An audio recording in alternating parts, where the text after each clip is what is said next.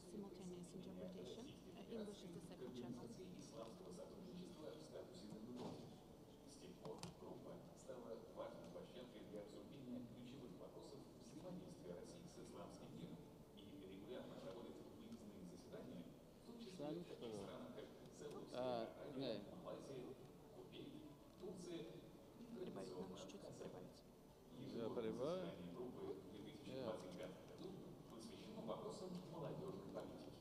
Он же на русском, поэтому не говорит.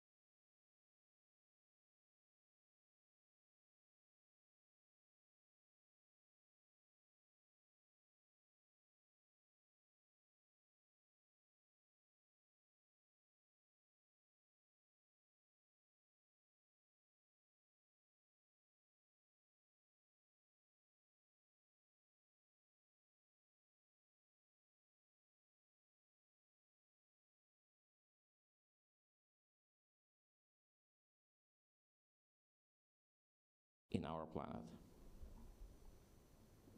أعوذ بالله من الشيطان الرجيم. بسم الله الرحمن الرحيم. الله لا إله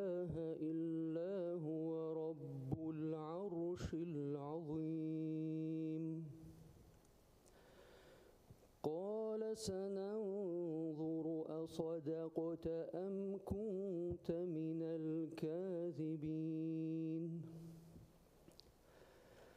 اذهب بكتابي هذا فألقه إليهم ثم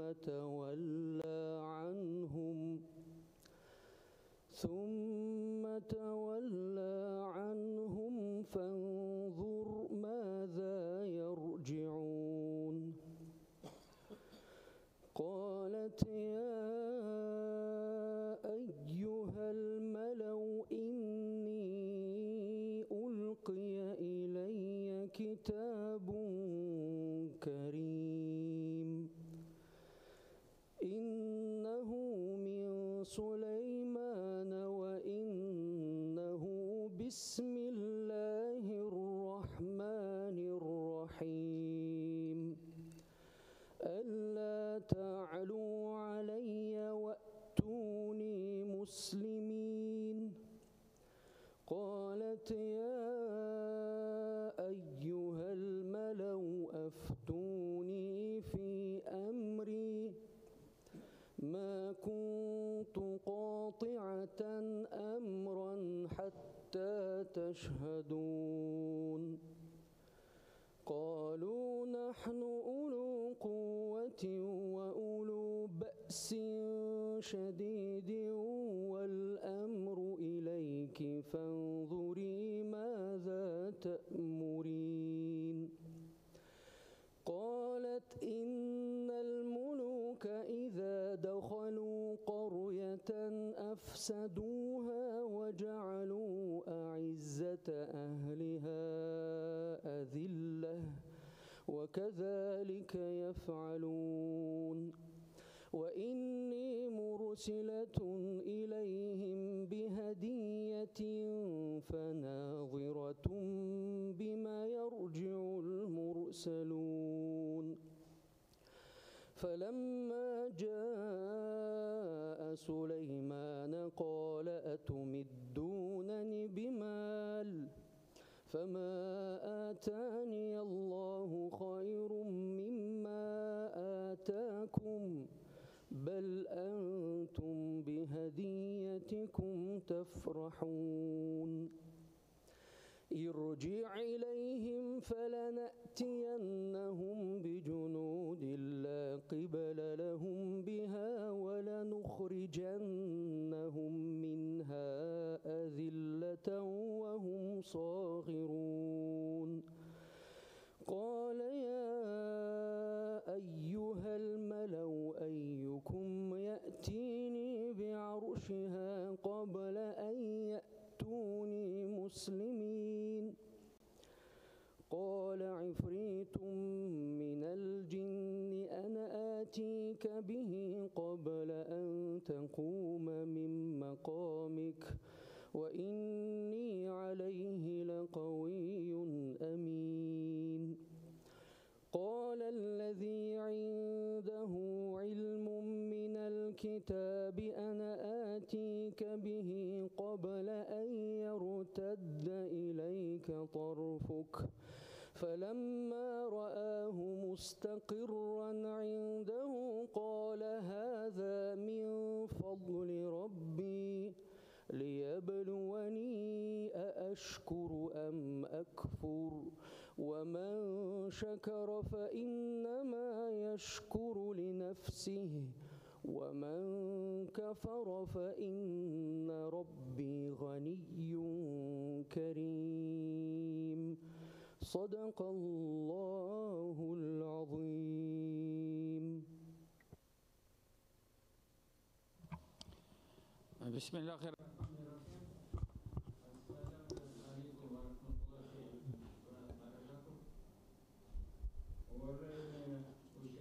Esteemed participants of the session, dear friends, it's my great privilege to welcome in Kazan at the annual session of the Strategic Vision Group Russia Islamic World. We are grateful to our foreign and Russian colleagues for their valuable contribution to the development of cooperation along with all the events initiated by the group.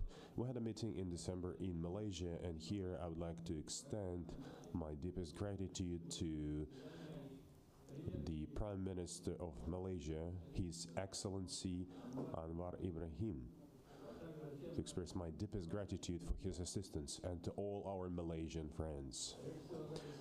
First of all, for their hospitality, for creating most favorable conditions for successful work. So the results of our meetings in Kuala Lumpur were highly estimated by the Islamic world and have become a very important contribution to the propelling of cooperation between Russia and the Islamic states. One of them is to have a more detailed discussion of the modern youth policy in our countries. And today, about 70% of the population of Islamic countries are youth. And our mission is to nurture this careful attitude to history and culture in these young people. Only that's the only way to preserve our identity and cultural diversity. A week ago, there were special festive events celebrating 80th anniversary of our country's victory in the Great Patriotic War. And this year is declared the year of the Fatherland's Defender. It is very important for the youth to be aware of the very high value of the victory that our ancestors won in the bloodiest war in the world history. The knowledge of the history and respect for it develops very responsible attitude and responsibility for the future. And this session in Kazan was suggested to discuss such an important topic as the experience of Russia and Islamic countries in the sphere of youth policy, joint challenges and shared actions. In Russia, we create all the necessary conditions for outbringing the young generation. And based on the traditional values, with that purpose, 3 years ago, we established All Russia Movement of the First. And its supervisory board is chaired by the President of Russia, Vladimir Putin. Tatarstan has extensive experience working with the young generation, starting with a kindergarten, featuring school counselors, teachers, parents, and today, regional public organizations like Salat, Sazvezde, Constellation, Academy of Youth Diplomacy, student labor groups are actively involved in this work. In order to untap the potential of youth, the Republic has all the necessary infrastructure, including the universities, scientific centers, a wide network of youth centers, children camps, and many other bodies. And the biggest in the country, Extreme Park. We also implement different programs for supporting young families, young scientists, as well as the rural youth. Dear participants of the session, we would be very happy to listen to your opinion, if you share your experience and discuss probable areas of cooperation and collaboration. And now I'd like to give the floor to the Deputy Prime Minister of the Russian Federation, Chairman of the Organizing Committee for the Preparation of International Economic Forum, Russia Islamic Forum, Kazan Forum, Marat Husnul, who will announce the address of the President of Russia. Good morning, dear friends, esteemed Anwar Ibrahim, Rustam Nurgalevich, spiritual boards, and participants of the meeting. On behalf of the government of the Russian Federation and at my own behalf, I'm very happy to welcome you at the plenary session of the Strategic Vision Group, Russia Islamic World. At the beginning of the meeting, I would like to read out a welcome speech of the President of the Russian Federation, Vladimir Putin. Esteemed friends, I would like to cordially welcome you in a hospitable Kazan at the 16th International Economic Forum, Russia Islamic World Kazan Forum.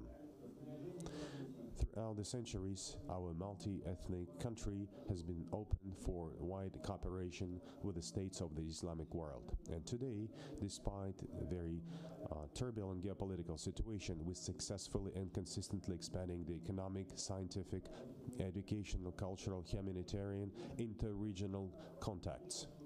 I would like to highlight that Tatarstan is one of the constituents of the Russian Federation that is most active in developing this type of fruitful and constructive cooperation. During the forum, you will discuss the prospects of further strengthening of our relations in a diversity of areas, including the technological one.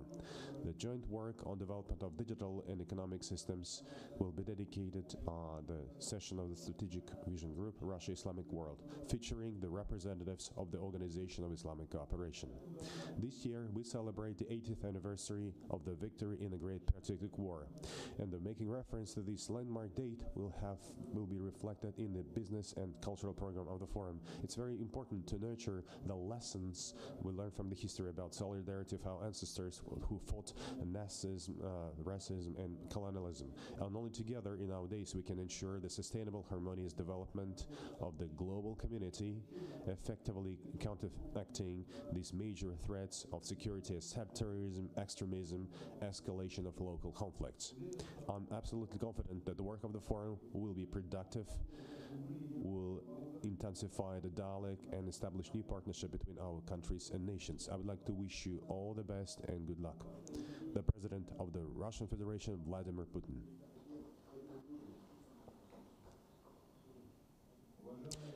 Dear friends, the development of relations with the state of Islamic world is one of the priorities of the foreign policy of the Russian Federation. The unifying role in our partnership is played by the Strategic Vision Group, Russia Islamic World. It makes a huge contribution to strengthening our ties. In the context of geopolitical turbulence, we see the attempts to weaken traditional moral norms. The preservation and protection of traditional spiritual and moral values is of particular importance. The most important part of the Russian history and culture is Islam, which, along with other traditional religions, has always played a key role in shaping the spiritual values of our society. For centuries, Russian Muslims have made a huge contribution to the development of our country, to strengthening its defense capability and to preserving peace and harmony among peoples. I would like to specifically highlight the outstanding contribution of Muslims of Russia to contribution to overall victory in the Great Patriotic War, the 80th anniversary of which was celebrated on May 9th. And today, during the special military operation, Muslims, along with the representatives of other faiths, show fortitude and dedication. Dear friends, I would like to express my sincere gratitude to all for your active participation in the work of the Strategic Vision Group. I would like to thank the spiritual boards and esteemed members of the group for their effective, productive work. Among other things, thanks to the Strategic Vision Group, we see the economic indicators of our countries growing quite steadily. Over the past 5 years, we see the positive dynamics in the trade between Russia and the OIC countries. Over the 5 years, the volume of trade in goods has increased by 2 times, and for the volume of trade in services, 4 times. Tourism is also a driver of our country's economy. Over the past 5 years, the mutual tourist flow has increased 2.5 times. And in 2024, it is 19 million people. In conclusion, I would like to express special thanks to distinguished Prime Minister of Malaysia, His Excellency Anwar Ibrahim, for a productive visit and attention to Kazan Forum. Dear friends, through joint efforts, we'll ensure prosperity, well-being of our peoples and future generations. I would like to wish you fruitful work, new promising ideas, and successful implementations of the plans outlined. Thank you very much for your attention. We are grateful to the President of Russia for the attention and great support. I'm regularly importing our President Vladimir Putin about the activities of the group, and he highly acknowledges, recognizes our work. Grateful to you, Marat Shakrizhanovich, for your presentation and important work that you've done to prepare our forum. Now I would like to give the floor to our distinguished guest of honor, Prime Minister of Malaysia, His Excellency Mr. Anwar Ibrahim. Rahmatullahi wa barakatuh. Dear Rais Rustam Minhanov, Deputy Prime Minister Manat Husnulin, Excellencies, ladies and gentlemen. It's a rare honor being given this privilege to participate in a very important initiative by the Rais personally, by the Republic of Tatarstan, with the full support of President Vladimir Putin.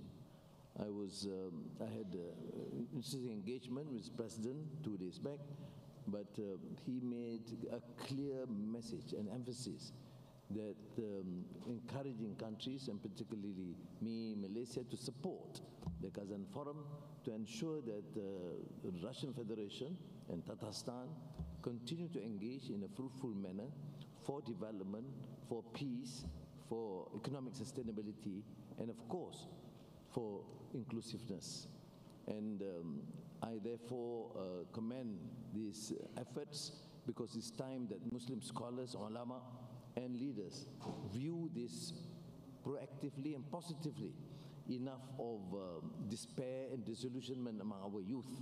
Our youth cannot see their leaders, the ulama, having continuous rancorous exchanges on our differences and looking at despair and what's happening to Gaza. We have to give them hope and opportunities. And this hope should cover our understanding. The Deputy Prime Minister mentioned about values. In politics, in governance, in geopolitical understanding, there's a deficit. What is the deficit? Trust, values, issues of character and akhlaq. And therefore, the opportunities given to the youth in terms of correct values. We in Malaysia use this frame, a Madani nation, which means economic progress, semiconductor, artificial intelligence, energy transition, but with values, with character, with akhlaq. And then to say to them that we have higher hopes among the youth. We need to allow them to participate effectively. I commend my brother Rais Rustam, because other than this session, the strategic group discussing and giving their vision and their views, he will then encourage the participation of our youth themselves to then evaluate what we have to say, give alternative suggestions, and I think in the next session we should also take into consideration what the youth feel, what the youth think that we should give priority to. So thank you again. Jazakumullah khairan kathiran. Wassalamu alaikum wa rahmatullahi wa barakatuh. Ваше Превосходительство, благодарю. Your Excellency, thank you very much, first of all, for traveling and coming to our country, for your visit to our republic, and most importantly, for your taking part in Strategic Vision Group Russia Islamic World group meeting. It's a very great honor for all of us, dear colleagues. Let us give a round of loud applause to His Excellency. Thank you. I would now like to give the floor to the Deputy Head of the Administration, or Presidential Administration of the Russian Federation, Chairman of the Inter-Ethnic Committee under the President of the Russian Federation, Magomed Salam Magomedov. Thank you. Dear Mr. Prime Minister, dear Rais, dear Deputy Prime Minister of the Federation, Marat Hosnolin, ladies and gentlemen, first of all, I'd like to mark a wonderful organization, warm welcome, the hospitality that Tatarstan is well known for. This platform is very important. It has proven to be the proper of trust-based, very substantial dialogue discussion of important issues for all of us. And the topic of today's hearing, experience of the Russian Federation and the Islamic world in the youth policy, is not just timely, but it is strategically important. We all understand that it's youth that is defining the future of states and the world order overall, and the meanings and values that will be defining their worldview would very much depend on us as well. Our ability to offer positive agenda to our youth, responding to needs and expectations of theirs. Our youth is facing a whole set of challenges, falsifying history, identity issues, overburdening and pressure from destructive ideologies. In these conditions, it's important not just to protect the youth, but direct them, to help them to be shaping their integral, spiritually developed personalities. Important work, unfortunately, is being seen by activation of foreign anti-Russian centers trying to destabilize society, and our opponents are choosing one of their preferred methods, using religious factors as a tool to be trying to destroy the civic unity of the country. But in Russia, we are having a systematic work at all levels to be strengthening the inter-ethnic concord, and despite all the efforts, over 80% of the population are positively viewing inter-ethnic relationships. And then the Republic of Tatarstan, where the forum is being held today, the indicator is much higher. It is one of the leading regions of the country, model of inter-ethnic and confessional interfaith relationships. As our President Vladimir Putin says, the unity is the source of our national identity, of such values of fairness, mercy, memory, family, civic components. And all throughout our history, inter-ethnic and interfaith unity has always been the power for the strength of Russia, something that is making our unity even stronger against the external threats.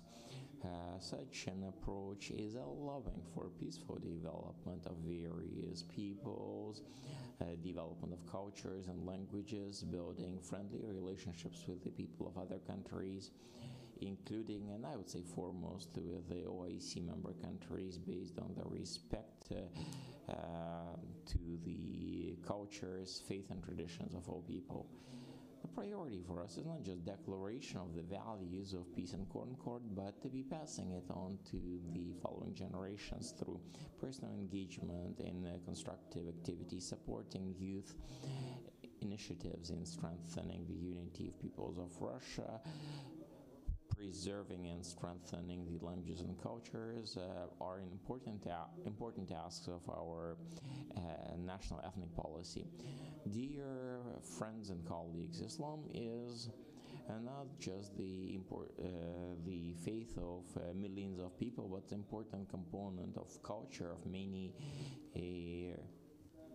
regions of the country. Muslim regions such as Tatarstan, Bashkortostan, Chechnya, Dagestan, and others are centers of spiritual development, important development centers for economy, entrepreneurship, innovation.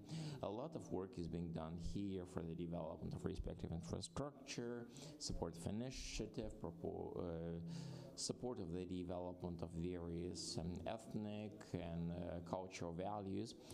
And in conclusion, I'd like to state, dear friends, that our countries are often facing common challenges, and I believe that our joint solidarity efforts would be the only answer. I believe we need to be strengthening the relationships, implementing projects in various areas. We do have positive experience, but the potential for cooperation is wider. We are ready to share our practices and be learning from partners, confident that it's only through the respect to each other, traditions, dialogue of generations, that we can shape the sustainable, peaceful, and fair future. Thank you very much for your attention. Thank you very much. I would now like to pass the floor to the plenipotentiary representative of the Russian Federation President in Volga Federal District, Mr. Igor Komarov. Thank you, Mr. Rustam Margalich, Mr. Marshak Kirsanovich. Assalamu alaikum wa rahmatullahi wa barakatuh. Good morning, dear guests. As part of Kazan Summit and Russia Islamic World Strategic Vision Group, we are frequently discussing prospects and processes that are going to be defining the nearest future of the world. The topic of the dialogue today, those who will be living in this future, our children and grandchildren. And nowadays, this fight for the hearts and minds of the growing generations is getting stronger, using various new technologies, which can be used to be developing the potential of our youth is growing. At the same time, the cult of many extremism and xenophobia threats and others are growing. All countries are facing them.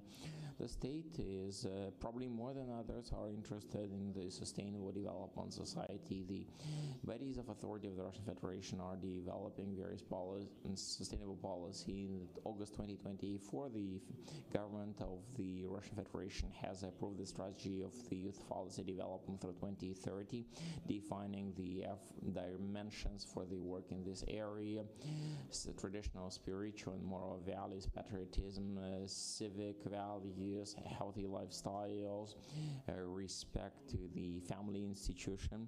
At all levels of education of the country, we are having respective disciplines that are shaping this culture. Over the last 10 years in Russia, we have developed the network of civic patriotic organizations that are engaging young population. This active model in Russia is proving its effectiveness. Active support of our youth is serving an important pillar in the foundation how the Russian society is standing against external pressure and inspiring us to be confidently looking at the future. Our approaches are helping the social development of various territories using the proper traditions and models. We are open for dialogue in this area. I'm confident that today's meeting would allow us to find new opportunities for joint movement forward, and I would like to conclude my presentation by the thoughts of Tirmizi. At Tirmizi, no father can present one's child nothing more valuable than good raising. Thank you.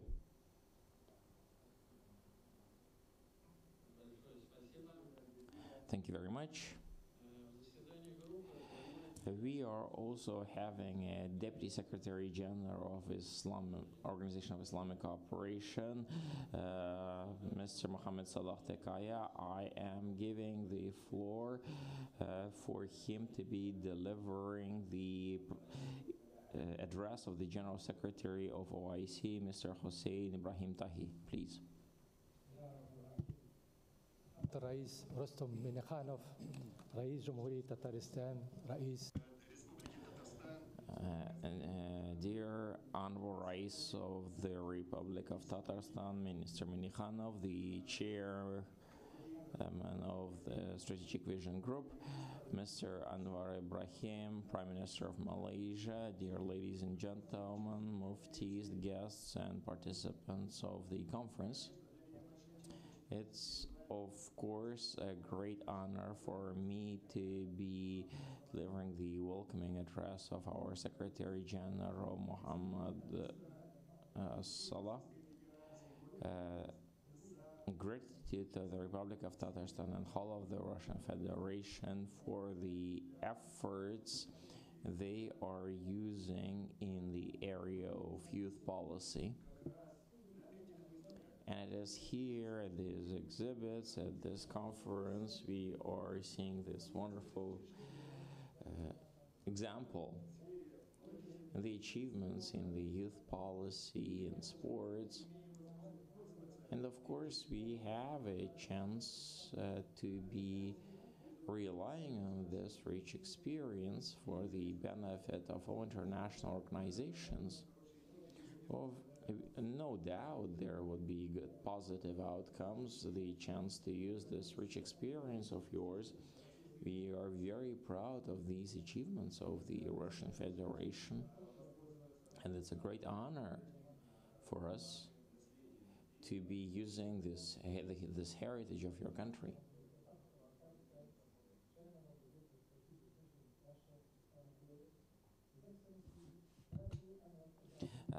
Minister of Malaysia, distinguished representatives of the Russian government. Distinguished participants, Assalamu alaikum wa rahmatullahi wa barakatuh.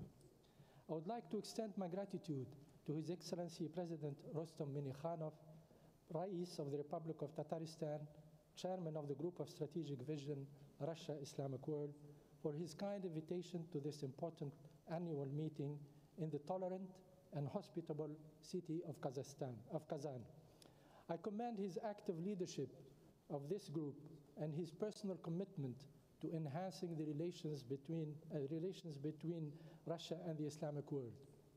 I would also like to express my highest consideration to His Excellency President Vladimir Putin, President of the Russian Federation, and to the Russian government for the special emphasis they place on strengthening ties of friendship and cooperation with the Organization of Islamic Cooperation.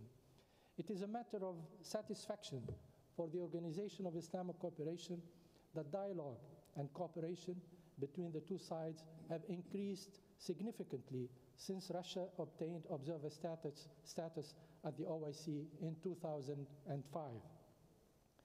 I wish to express my gratitude to His Excellency Dato Seri Anwar bin Brahim, Prime Minister of Malaysia, for honoring with his presence this meeting, which testifies to the high importance he accords the relations between the Islamic world and Russia and the role played by the Group of Strategic Vision, Russia Islamic World, in strengthening these relations. The Group of Strategic Vision, Russia Islamic World, has become a leading platform to strengthen friendship, dialogue, and mutual understanding between Russia and the Islamic world. The OIC is keen on strengthening its contribution to the realization of the group's objectives to serve common interests and contribute to the achievement of a world order based on the principles of sovereign equality of states, non-interference in their internal affairs, and respect for their sovereignty and territorial integrity. The OIC seeks a more balanced world order that would ensure international peace and security, justice, equal opportunities for the development of all states, and the preservation of their cultural, civilizational, and religious values. The OIC has paid growing importance to the issue of youth and welcomes the focus on this issue on the agenda of this year's meeting of the Group of Strategic Vision, Russia Islamic World. The OIC General Secretariat supports the efforts and initiatives of the Republic of Tatarstan to promote cooperation in the field of youth empowerment and sports development. It is grateful to the organizers of the Kazan Global Youth Summit, which provides an important opportunity to discuss ways and means to cooperate to address the challenges facing young people. Cooperation in youth policy may include sharing best practices in youth engagement and development, developing joint youth programs that foster international dialogue and mutual understanding, providing youth with opportunities for sound education, promoting their involvement in science, technology, innovation, and entrepreneurship, supporting initiatives that prioritize sport and healthy living, student exchanges, and preventing youth radicalization by addressing its root causes.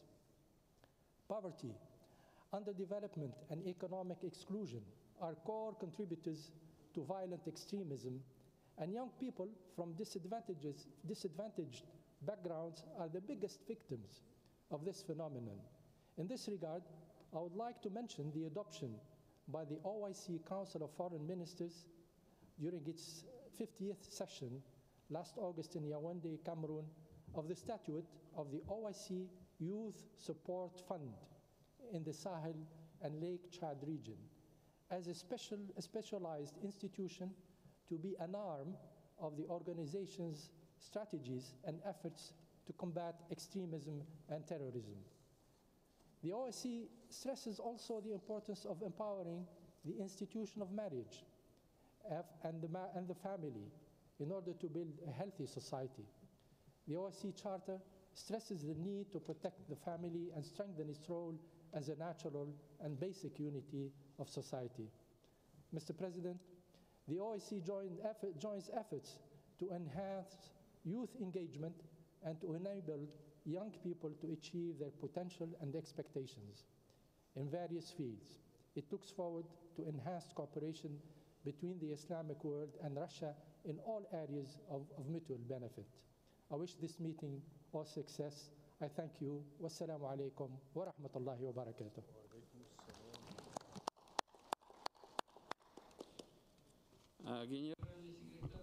The General Secretary of the Organization of Islamic Cooperation visited Russia to take part in the victory parade, and he also visited our republic. So we would like to thank and we appreciate His Excellency, Mr. Hussein Ibrahim Tahi, for his contribution into strengthening our ties between Russia and the Organization of Islamic Cooperation.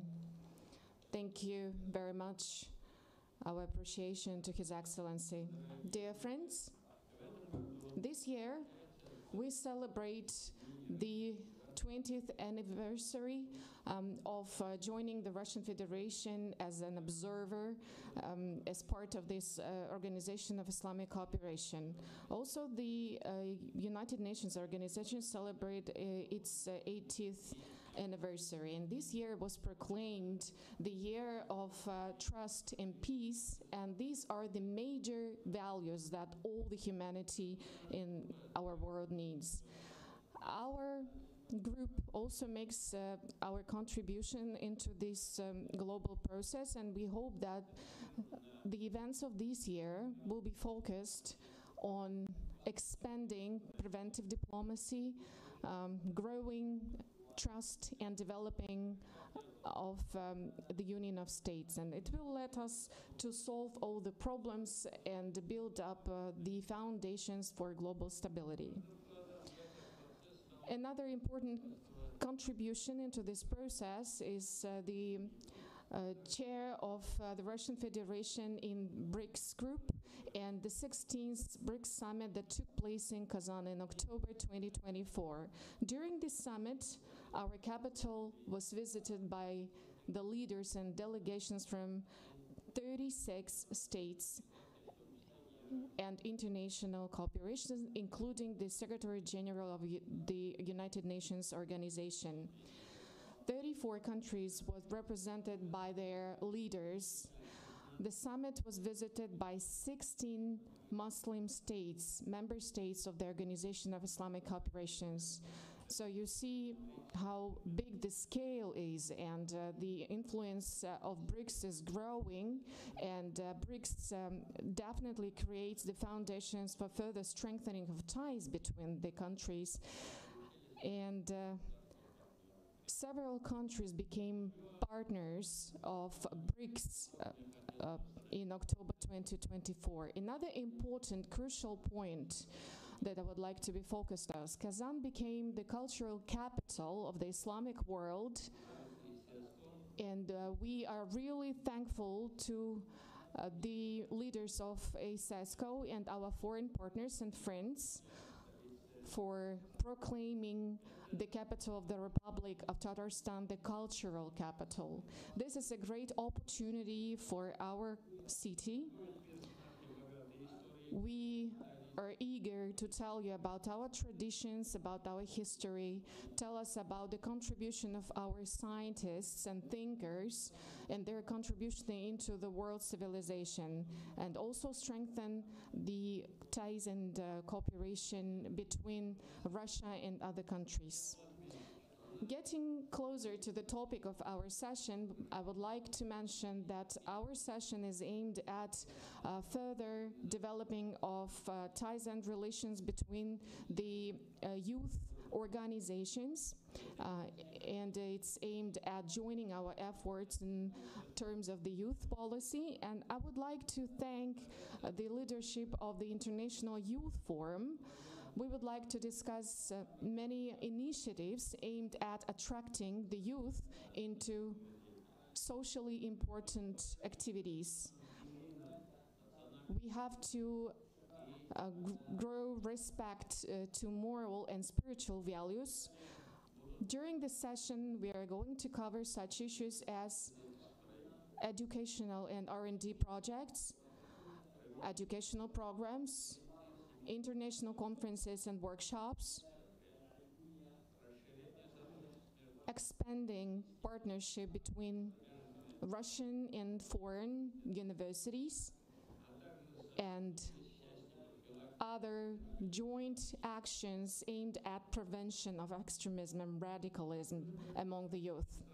The youth policy in Russia and the Islamic countries have a lot in common. We are aimed at strengthening the intercultural, interreligious dialogue, and our experience of partnership with the Islamic countries demonstrates that we have the common challenges, so we have the same approaches to problem solving. The problem of the traditional values, moral values, and the globalization process needs to build up new approaches, and the major initiatives could be extending partnership of academic communities and ISESCO with universities of Islamic countries, including some piloted projects on the territory of the Republic of Tatarstan, roadmap together with the Organization of Islamic Cooperation aimed at a foundation of the organization, the specified organization for children. That was one of the orders by our president made after the youth festival which took place in Russia in 2024.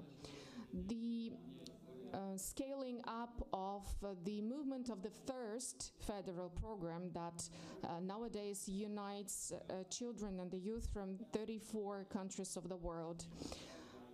More possibilities for academic mobilities, like the case Tatarstan, Malaysia, which we plan to organize in Kuala Lumpur in autumn this year.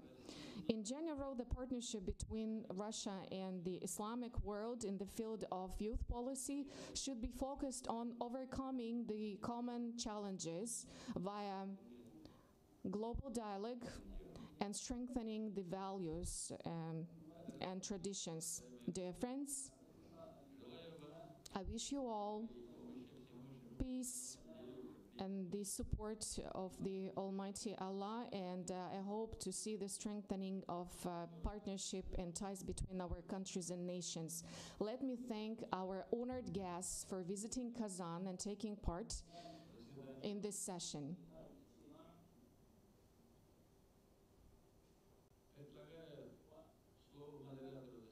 I would like to give a floor to the moderator of this session, Deputy Chairman of the Strategic Vision Group Russia Islamic World, aide to the Rais of the Republic of Tatarstan, Marat Gatsin.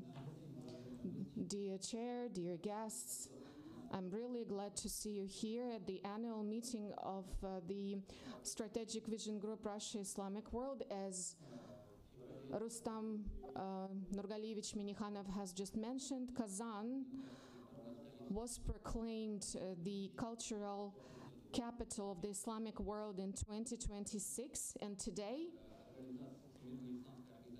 we are honored to have Mr. Al-Malik, Director General of the World Islamic Educational, Scientific and Cultural Organization. So, Mr. Al-Malik, the floor is yours. Bismillah ar-Rahman ar-Rahim.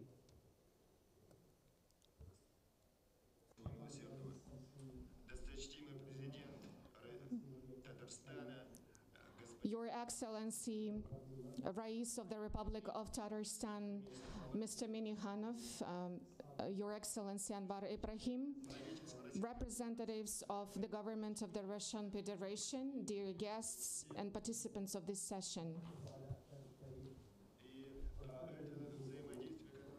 Our interaction that have been developing for many years is very extremely important, and now Kazan is the great example of such cooperation with the Islamic world. So Kazan plays a crucial role and makes a great contribution into this cultural exchange.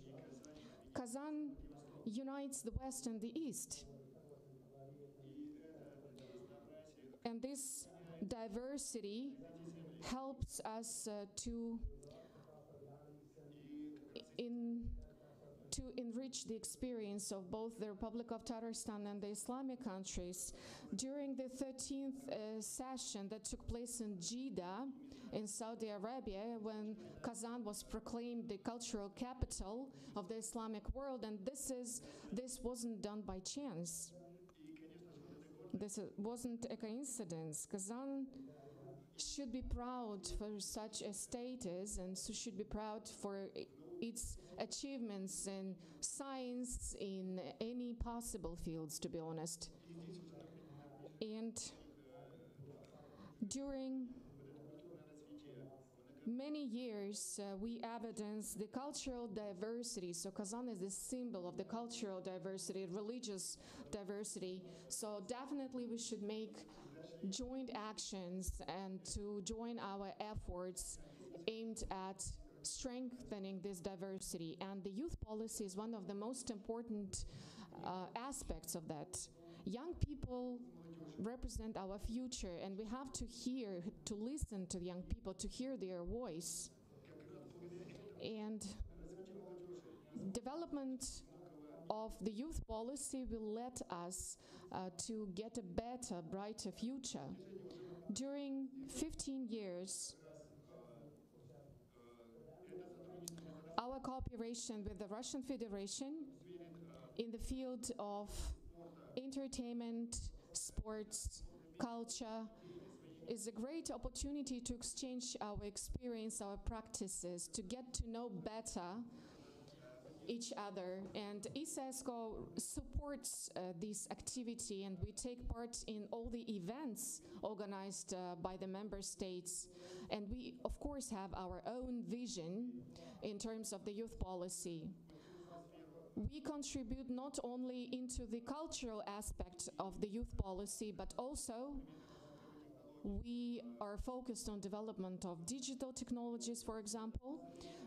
Ladies and gentlemen, the contemporary challenges are the real threat for the younger generation.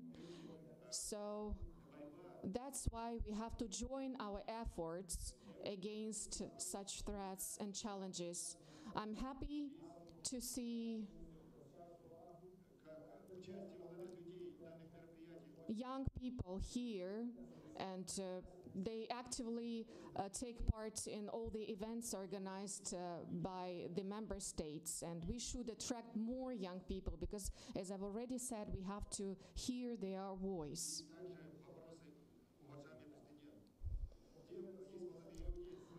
We have to answer the question, are there any young people in this conference hall?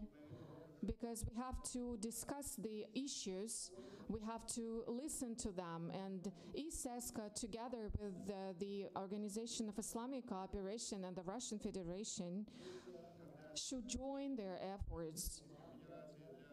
And this conference is a great opportunity to discuss all the existing problems and challenges. We have to promote the cultural exchange, the exchange of ideas. That's the foundation for the security of the Islamic world. That's why our organization pays a lot of attention to development of the youth policy and all the events that we organize for the youth. In order to shape the new generation that will strengthen cooperation between the Russian Federation and the countries of the Organization of Islamic Cooperation.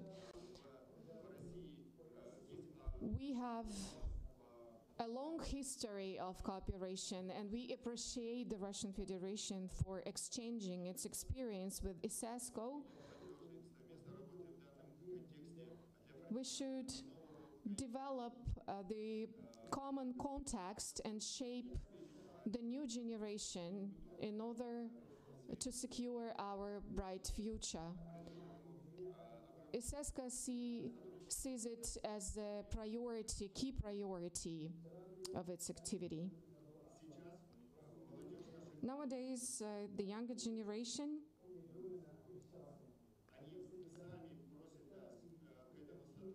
need our attention and they seek opportunities of strengthening partnership with their peers from other countries. Young people can help us to shape our society, and they are our major wealth. Such issues as development of sports and culture, education are extremely important. We have to invest in our youth. Kazan is the center of religious and cultural diversity of the Russian Federation, and young people who live in Kazan, they have a lot of opportunities for their self-development, and this is the great case for us, for the representatives of the Islamic world. Kazan will be the capital, the cultural capital of the Islamic world in 2026. And first of all, it happened just because Kazan is a great example, and it can become the role model for all the countries. And I would like to thank the President of Russian Federation, Vladimir Putin, and the Rais of the Republic of Tatarstan, Rustam Minikhanov, for such initiatives. And Kazan definitely has become a platform for further strengthening of our ties and relations, and the wonderful platform to discuss all the aspects and issues important for us. Thank you very much for your presentation, for your speech, and for all the initiatives and ideas that you have just mentioned, and we will definitely discuss them later together. And now I would like to give a floor to Grigory Gurov, head of the Federal Agency for Youth Affairs.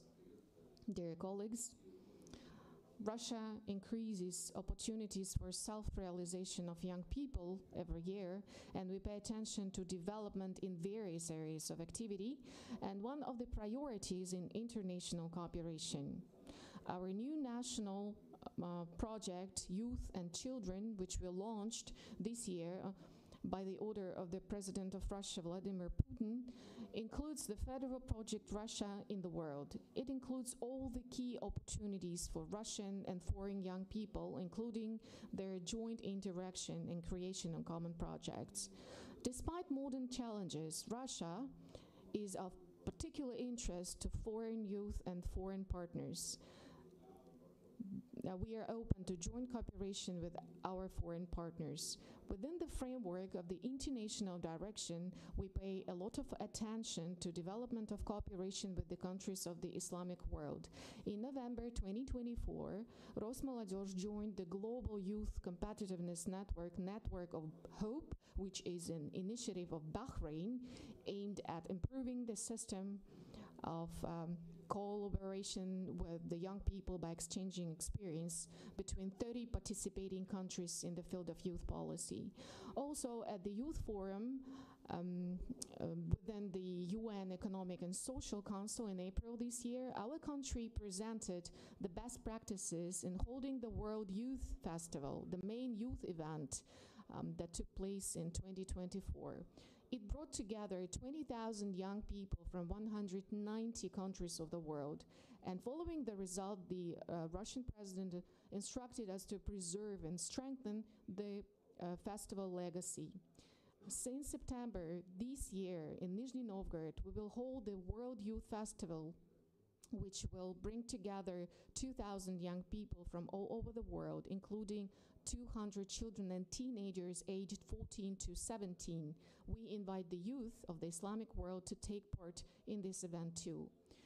This is a chance to discuss the best practices in terms of upbringing based on traditional moral values.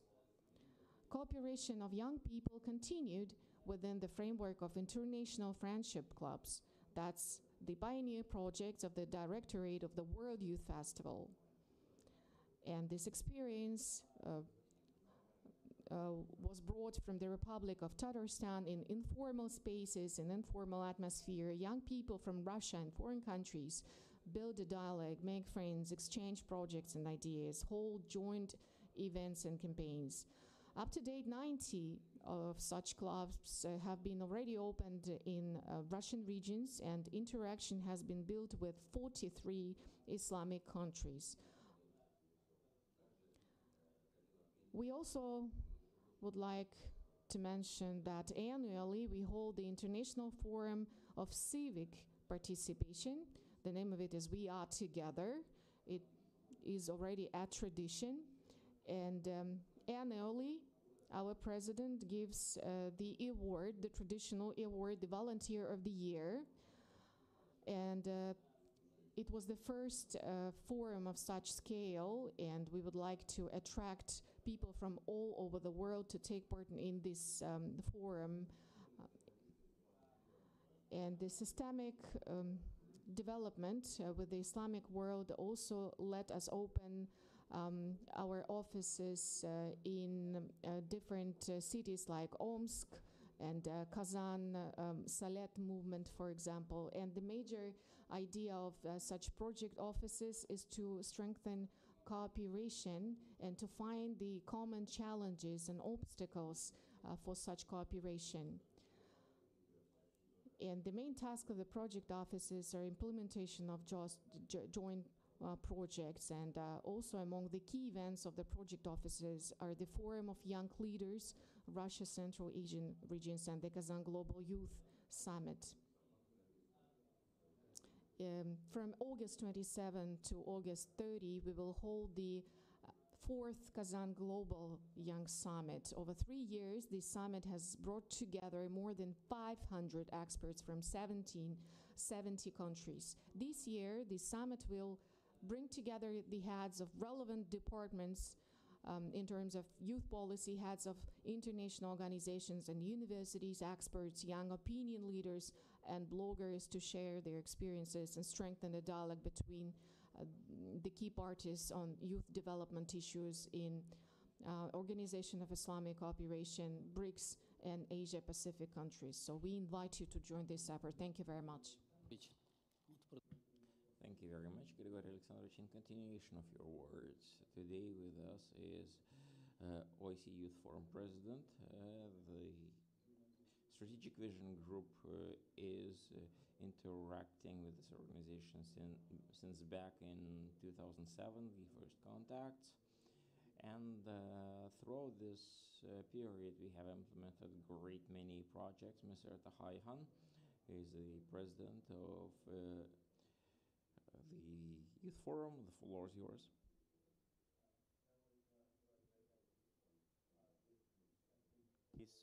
Of Tatarstan, Mr. Minihanov, Your Excellency, esteemed Prime Minister of Malaysia, Dato' Enver Ibrahim, Your Excellencies, it's an honor and privilege for me to address this esteemed assembly under the distinguished banner of Group of Strategic Vision, Russia Islamic World. Allow me first to express my deepest appreciation and thanks to the government of Russian Federation, the leadership of the Republic of Tatarstan, and the Reis of the Republic, His Excellency Rustam Minihanov, and the organizers of this noble gathering for their generous hospitality and their unwavering commitment to nurturing enduring cooperation between Russia and the Islamic world. Returning to Kazan, a city that symbolizes intercultural dialogue and visionary leadership, evokes a profound sense of continuity and purpose. Our presence here today is a renewal of commitment and a reaffirmation of our shared belief in our power of partnership, especially as we focus on one of the most vital assets of our societies, our youth. When we convened last year in Kuala Lumpur, the theme centered on the interaction in the era of the multipolarity. In that discussion, we underscored the pivotal role of youth as agents of transformation, innovation, and peace building in an increasingly complex global order. This year, as we turn our collective focus explicitly to youth policy, we are presented with an even greater opportunity to shape the frameworks that empower young people not only to participate but to lead. Dear Excellencies, the Islamic Cooperation Youth Forum remains steadfast in its mission to elevate the voices and aspirations of Muslim youth across the globe. We view youth policy not merely as a bureaucratic construct, but as a strategic imperative. is a foundational pillar for ensuring sustainable development, social cohesion, and global peace. Our collaboration with the Federal Agency for Youth Affairs of the Russian Federation continues to yield impactful outcomes. From We Are Together International Prize to the World Youth Festival and the movement of the first, we have seen young leaders emerge who embody the values of solidarity, inclusivity, and resilience. And I want to congratulate for all of these successful initiatives. Furthermore, our enduring partnership with the Republic of Tatarstan, particularly through the Kazan Global Youth Summit, which will have the fourth version of it this year, stands as a model of strategic cooperation. Through these platforms, youth are equipped with the skills, networks, and global consciousness needed to confront the multifaceted challenges of our time, be it climate change, or digital inequality, or AI, or geopolitical instabilities. Dear Excellencies, youth policy in the 21st century must be holistic and future-proof.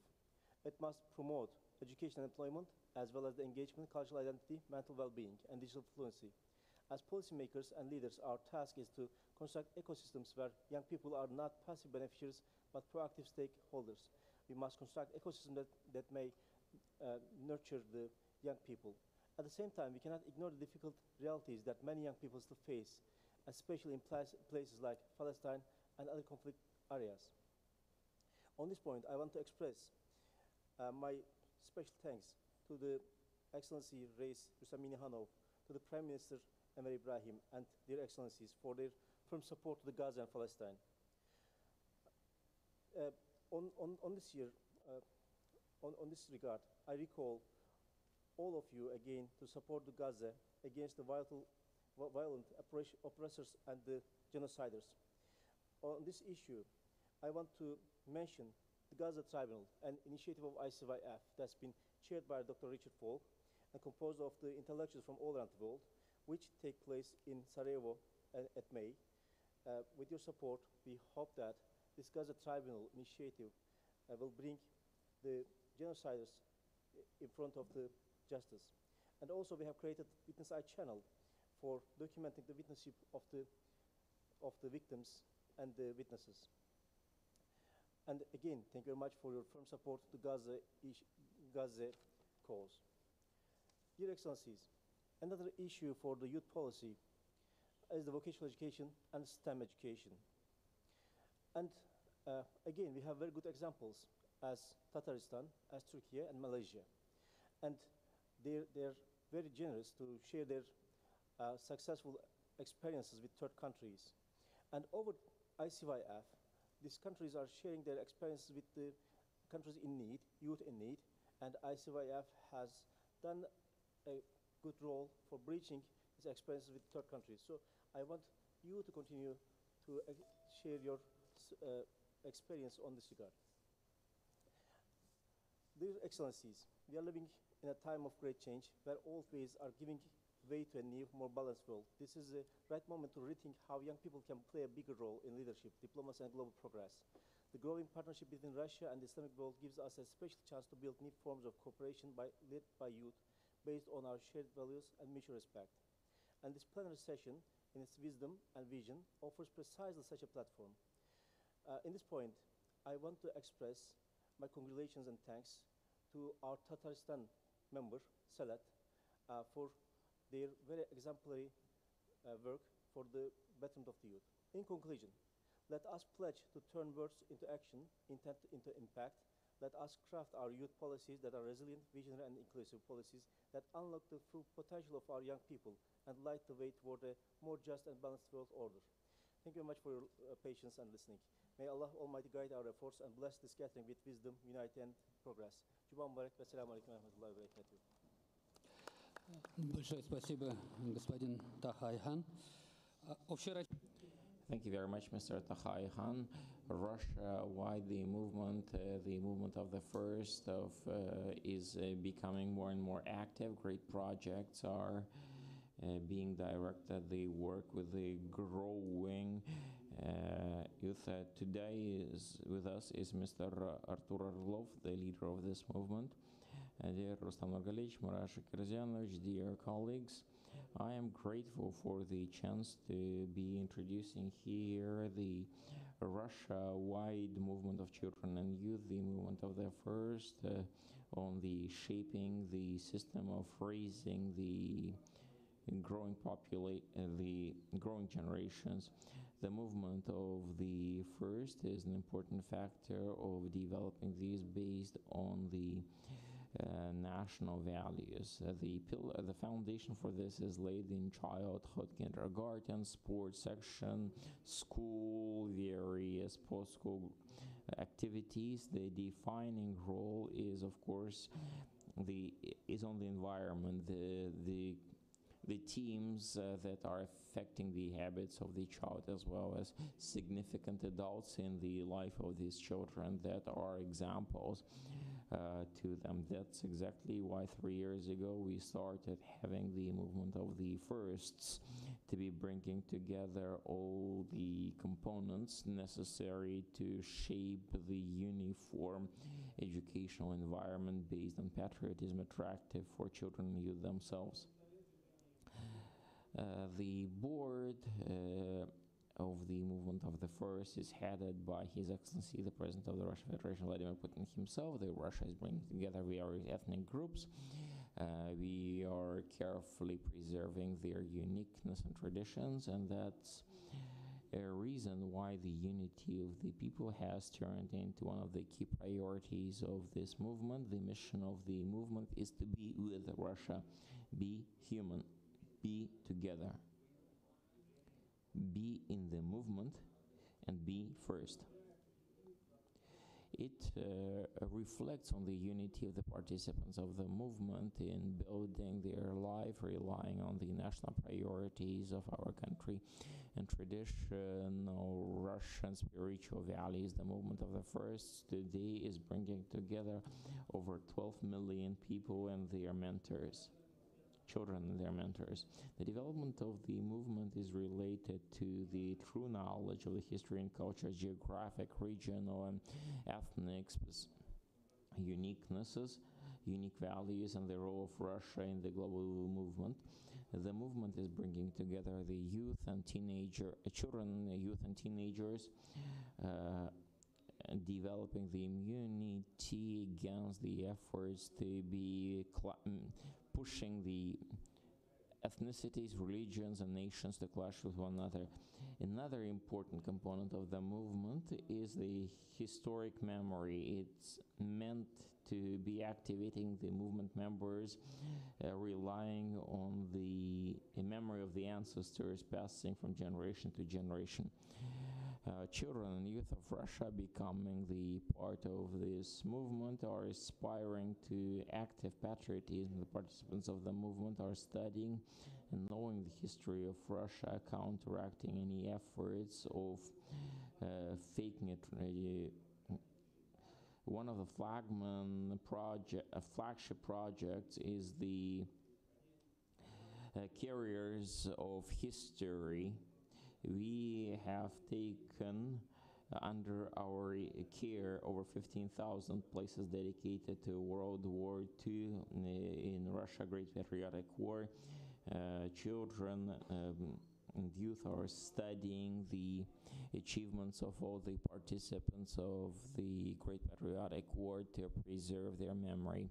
Understanding the role of Russia, we are open to intercultural, international dialogue and cooperation. We are interested in developing joint activity programs with foreign children and youth organizations that would allow us together to build sound foundation for the future of children of different countries.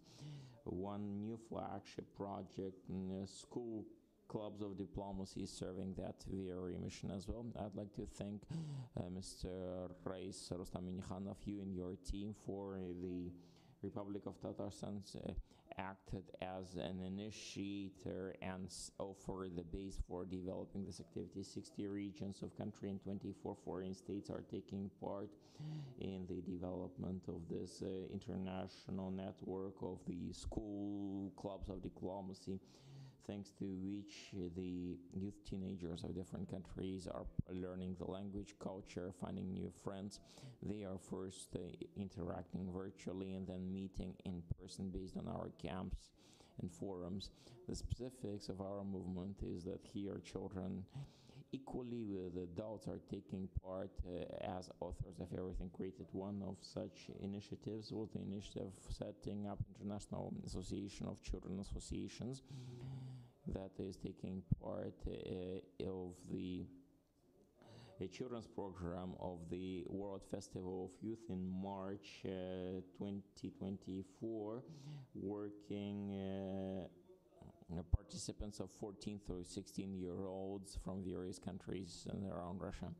In June 2024 in Moscow, the first meeting of the International Association of Children's Organizations have taken place. 150 participants from 44 countries of the world have come together.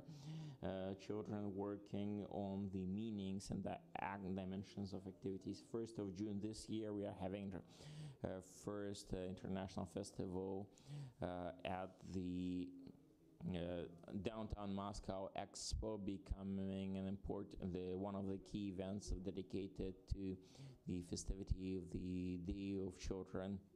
Over 2,000 youth and mentors from close to 100 countries of the world, meetings, motivational interactions, participation of public leaders, sportsmen, civic leaders, etc. The festival will sign a declaration on the formal establishment of International Association of Children Organizations. Such projects based on friendship and common values over time are becoming a foundation for building a multipolar and fair world. I'm confident that active work of the members of the International Association of Children's Associations would be supporting scaling and spreading the experience of raising the youth and strengthening the relationships between countries through the friendship of our children that they will care throughout their lives. Thank you very much for your attention. May I wish successful and fruitful work to all of you. Thank you very much, Artur Valerievich. With us today is a long friend, Mr. Nikhadze Bekçi, who is now a deputy chair of Justice and Development Party of Turkey on Economic Affairs, who is at the same time a member of our working group. Mr. Bekçi, the floor is yours.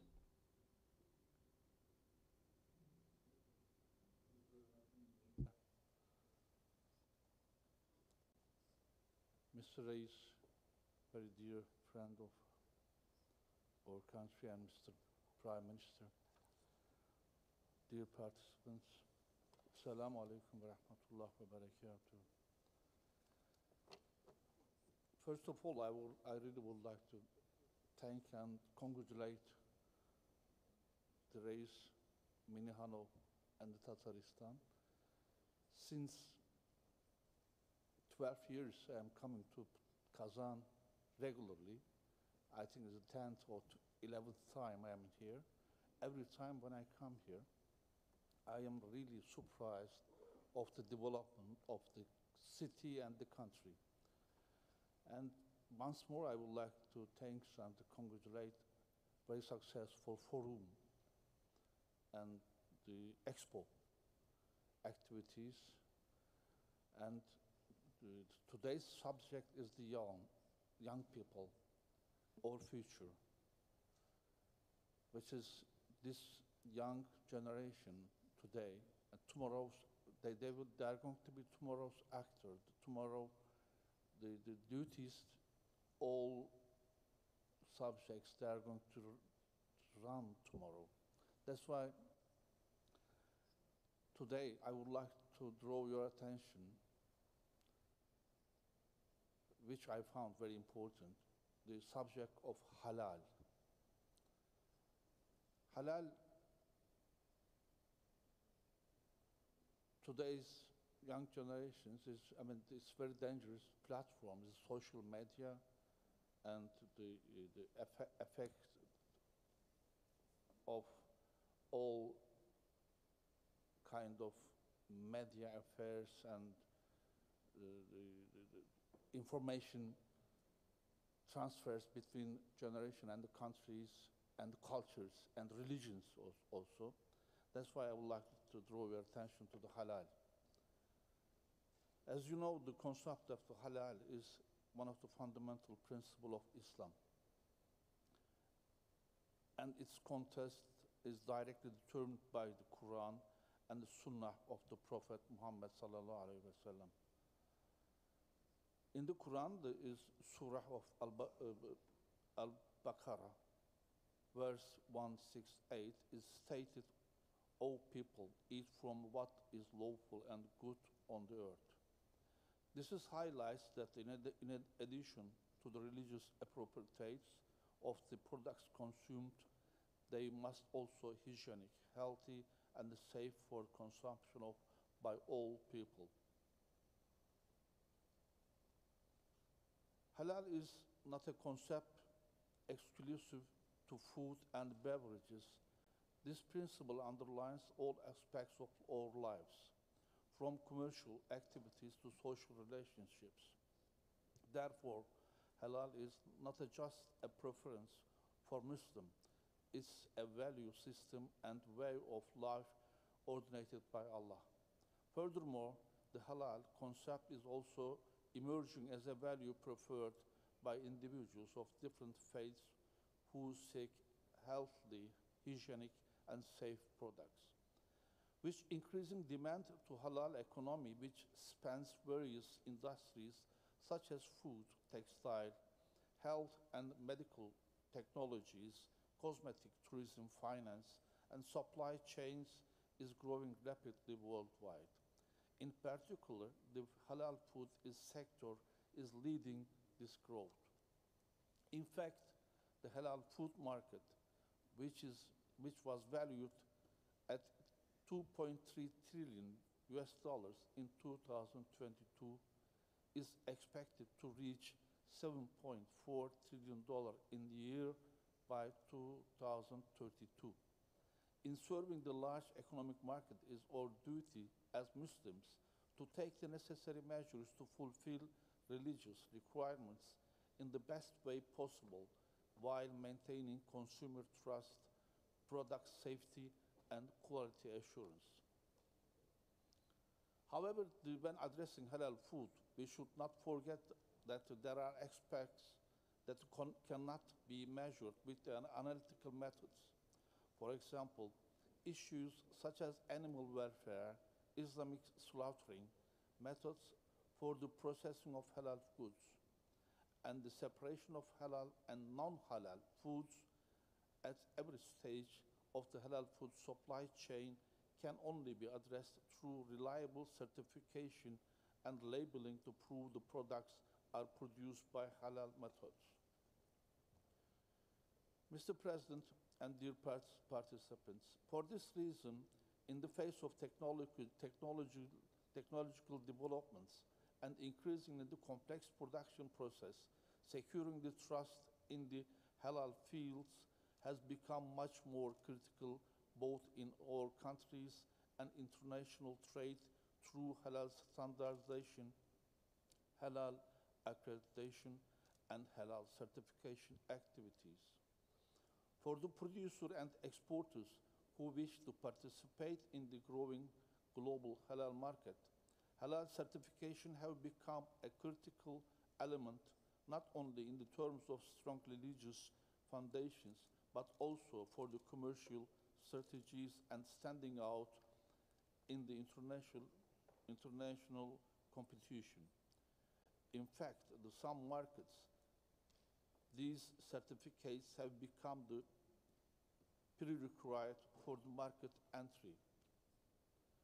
Occasionally, the adaptation of local regional halal standards and certification system worldwide causes certain technical barriers for the international trade professional, ultimately leading to increased cost for halal products, and in some cases questioning the reliability of halal certification. We are aware that in order to facilitate access to halal products and services in the international level, a globally functioning and trustworthy halal certification system is needed. Therefore, as Turkey, we adopted CIMIC halal standards published by the Organization of Islamic Cooperation, OIC, and Standards and Metrology Institute for Islamic Countries, SMIIC, prepared with the technical contribution of 45 countries. Today, there are 20 halal standards developed by the SMIIC, which is CIMIC. Among these standards, due to the importance of the food, detailed rules have been established regarding halal food, edible gelatin, food additives, and place where the halal food and beverages are prepared, stored, and served. Ladies and gentlemen, dear participants, I would like to draw your attention today, as all of you very well know, world is entering a new trade environment, which I call it personally wild imperialist capitalism. Every day we are hearing, we are seeing new quotas, new custom duties, new barriers for the trade, which is being used as social and diplomatic issues as. That's why new barriers, I mean, the countries like United States, countries like the European Union, countries, I mean, the groups as NAFTA, European Union, or World Trade Organization, there now is all becoming needed to be reorganized. That's why the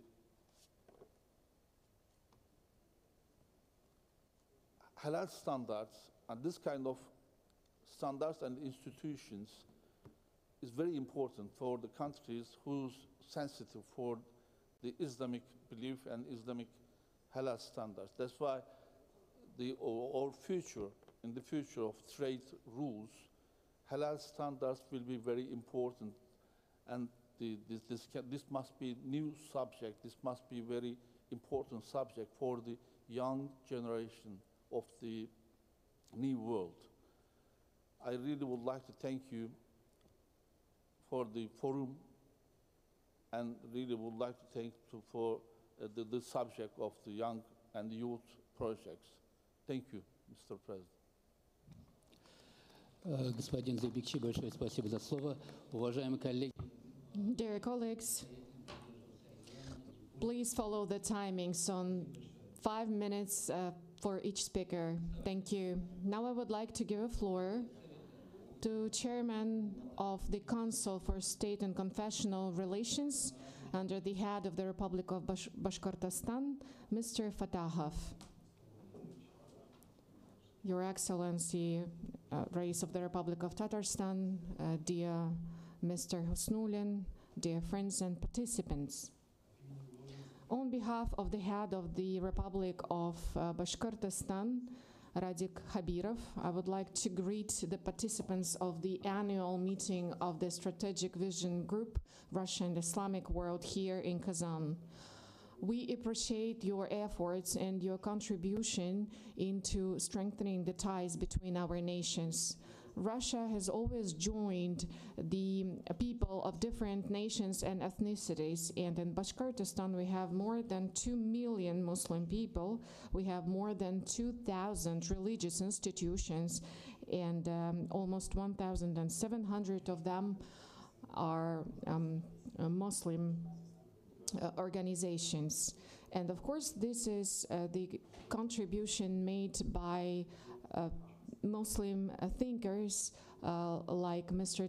Tajuddin, who is the head of the Muslim Union of Muslims of the Russian Federation, and the experience and expertise of religious leaders laid the foundations for the well-being of our country. Since the Great Patriotic War, the state confessional policy has changed radically, In 1941, Joseph Stalin started his speech with the line, "Dear brothers and sisters," and the prayers were allowed in military detachments, the front line, and the religion was not banned any longer in the Soviet Union. And during the Second World War, the religious leaders asked the followers to help them to defend the state. And the words that they said sounded like, "The love to your homeland is the foundation for the defense of our fundamental principles, our moral and traditional values." And these words are important today because the children and the grandchildren of those people who fought for our liberty, they keep fighting for the sovereignty of the Russian Federation at the front lines of the special military operation. And at the front line, we organize prayers and we attract religious leaders who help and who assist to our military at the front line. Ufa, the capital of the Republic of Bashkortostan, is a well-known educational center of the Russian Federation, and the Russian Islamic University, which preserved the traditions of Madrasa al-Aliya. The graduates of this university is a legendary Karim Hakim, who was born in Bashkortostan. This year, by the order of the head of the Bashkortostan, we're going to celebrate the 100th anniversary of Hakim, and his deed reminds us that Russia is open to all of the world. Bashkortostan is developing close ties with the Islamic countries. We're one of the pioneer regions aimed at development of Islamic financial partnership. Halal is also one of the promising fields. More than 40 enterprises in the Republic of Bashkortostan produce products under Halal brand, and we export them into Turkey, Oman, and many other Islamic states. Dear friends, our world is transforming, it's changing. And because of the principal position of our president and our country, we are aimed at developing a just, multipolar world. The heritage, the legacy of our country is based on the diversity of religions and confessions, and we promise to keep this as wealth, the major wealth of our country. Thank you very much.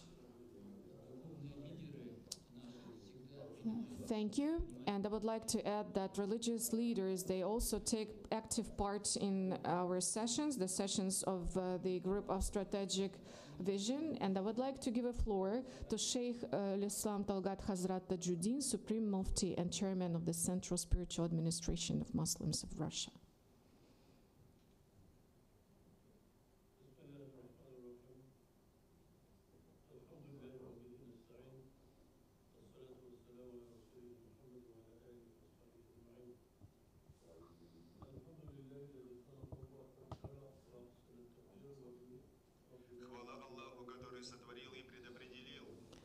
We would like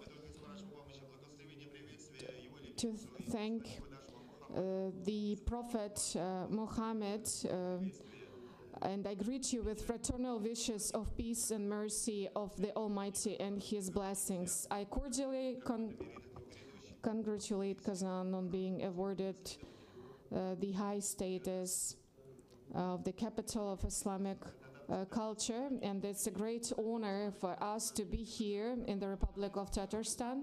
And I would like to thank the Rais of the Republic of Tatarstan, His Excellency Rustam Minnikhanov, and the government of the Russian Federation, as well as His Excellency Mr. Husnulin,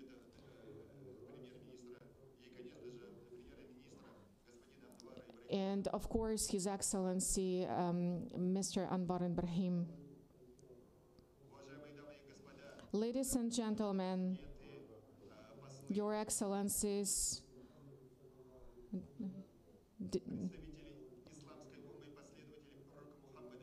the representatives of the Ummah and the followers of the Prophet Muhammad, everybody who commit to traditional values and traditional moral values. Dear brothers and sisters, for me it's a great honor to be here today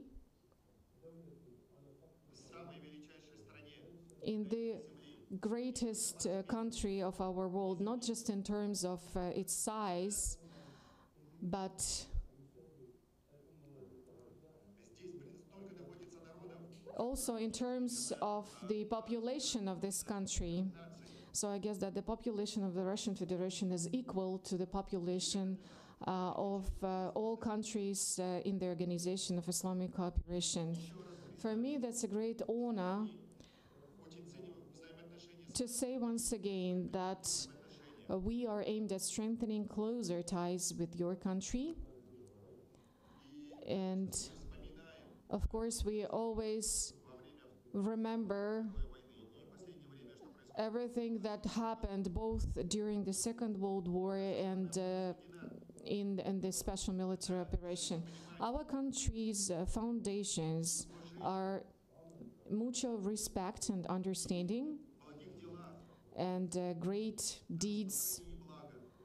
We are aimed at spreading the good among the people in our country, and for thousands of years our country was the homeland for the representatives of confessions and religions, and it will be the example, the role model for everyone who is aimed at good deeds. And our fight, our struggle for the well-being of humanity is our mission.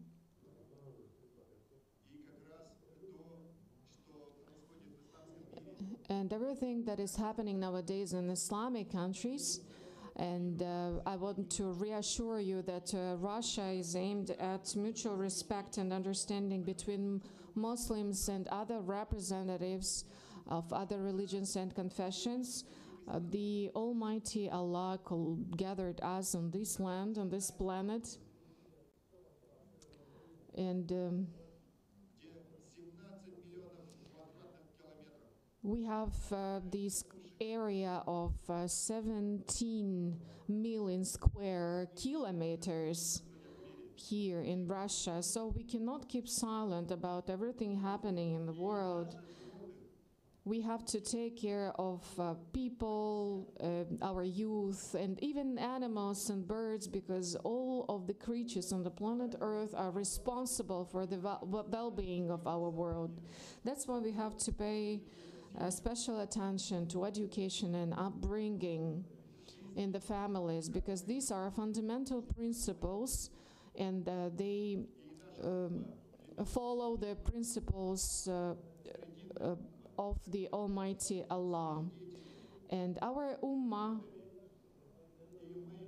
evidence everything that is happening in our other countries. So, as I've already said, we cannot keep silent.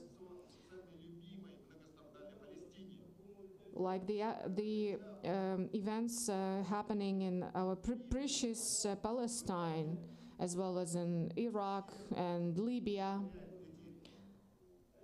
This is the tragedy. These events are the real evil. So for the Muslims of the Russian Federation, it's extremely important to pay support to these countries. Our country was one of the first countries where people converted to Islam back in history, so we have to support the representatives of this confession in Najda and Hilzima. When great thinkers and philosophers of the past, the representatives of the Turkic peoples during the Ottoman Caliphate, and as well as the representatives of our country, starting from the same beginning when the Silver Bulgar was founded and when the Russian state was founded, we adopted the principles of mutual understanding and respect as fundamental principles. We always lived in peace, coexisted with our neighbors, because we Muslims of Russia also recognize Jesus, who was one of the prophets, and for us he is the second Adam, and he was the source of a good news, the good news on the Prophet Muhammad.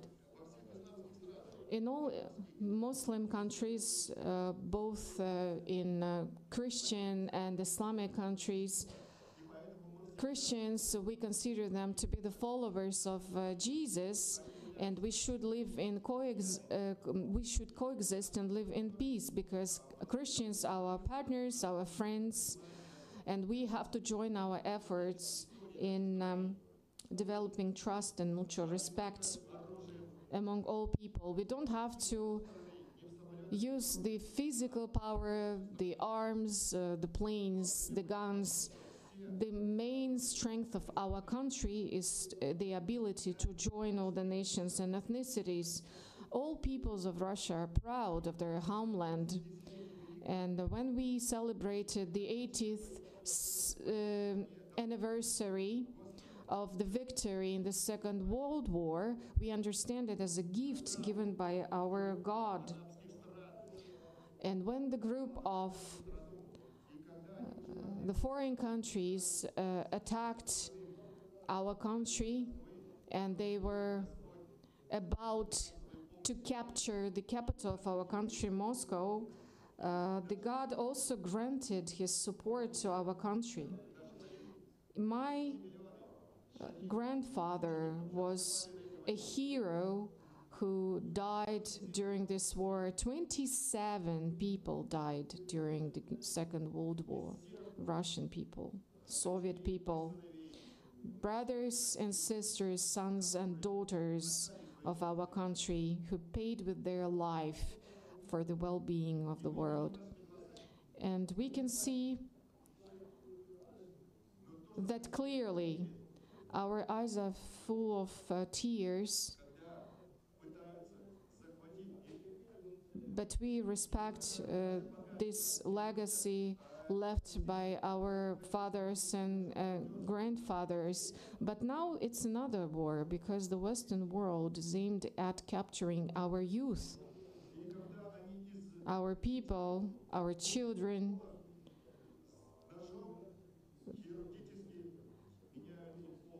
Like one of such evil actions, deeds, is the surgical change of a gender of children in these countries. And of course, this is against the law given by the Lord, by the God.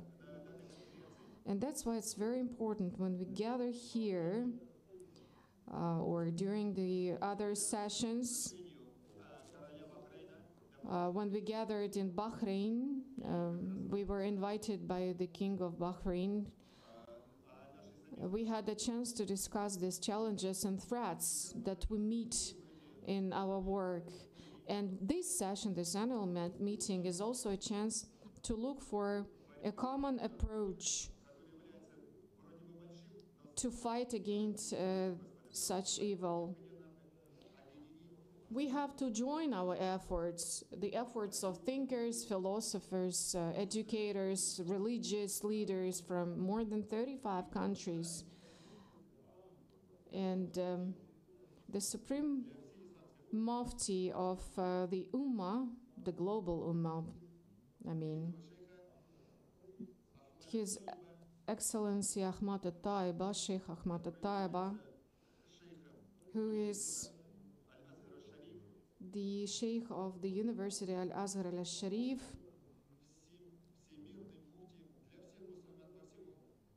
he is the Mufti for all the Muslims around the world. And this is a great initiative. It shouldn't be just on the paper. It should not draw any differences between the mazhabs or Sunni and Shia, because Prophet Muhammad is the prophet for all of them. When Prophet Muhammad said that Jews will be split to 72 directions, and the Muslims will split into directions also, all those people will go to hell, but a single direction, a single group. And when his followers asked him, who will be such people? And he said, those who will follow my path. And this was the address not only to the Muslim people, because Muhammad's Ummah consists of all the humanity living on the planet Earth and in the universe. Prophet is merciful to the humanity and to all the creatures living in the world. And unfortunately, some Islamic scholars divide the world into Muslim and non-Muslim worlds, but actually Dar al-Harab should not exist. There can't be a territory of war.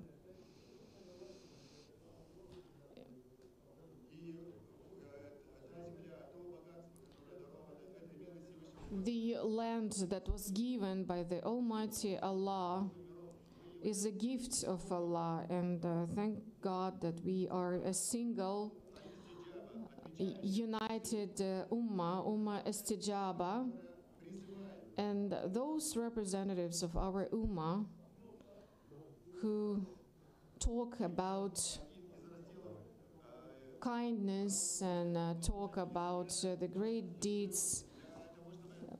We should remember about Mal al-Khulu and our coexistence, cultural exchange, civilizational exchange. Our interaction should not include any war, any conflicts. Dear brothers, our land, our planet is moving around the sun much faster than the plane flies in the air. So when we start our war, as the Almighty God mentioned,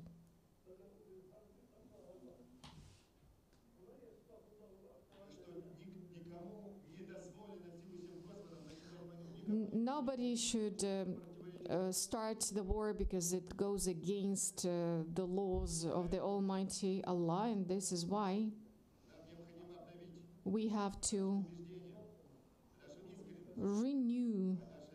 reborn our sincerity, our understanding. We are a single nation, not just Muslims and not Muslims, but all of us, the Ummah of Muhammad. And the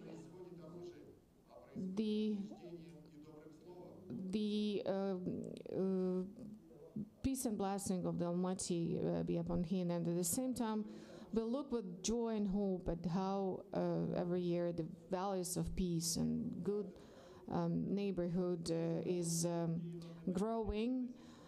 So you know that the Judaism, they had to split into 75 directions, as well as the Muslim followers. So that's why we have to be united nations all over the world. And as I've already said, we have to give a new birth to our values.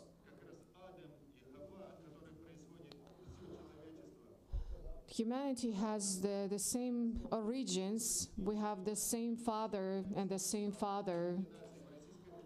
We are a single united nation, both in the Russian Federation and all over the world. That's why the name of this annual meeting and the group of strategic vision is Russia and the Islamic world. We coexist in peace. We develop mutual understanding and mutual respect towards each other. So we don't have to follow the Satan, the evil.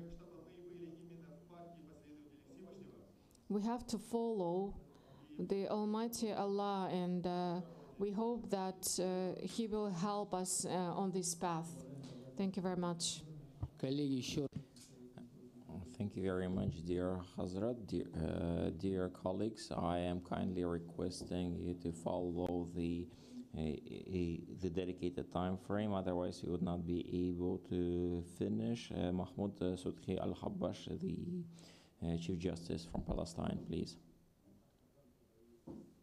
Thank you very much. Mr. Reis of the Republic of Tatarstan, Rustam Minikhanov. Your Excellency, the Prime Minister of the Republic of Malaysia, Anwar Ibrahim, dear brothers and sisters, peace and blessings of Allah be to you. This moment, when I speak and when I address you in this very moment,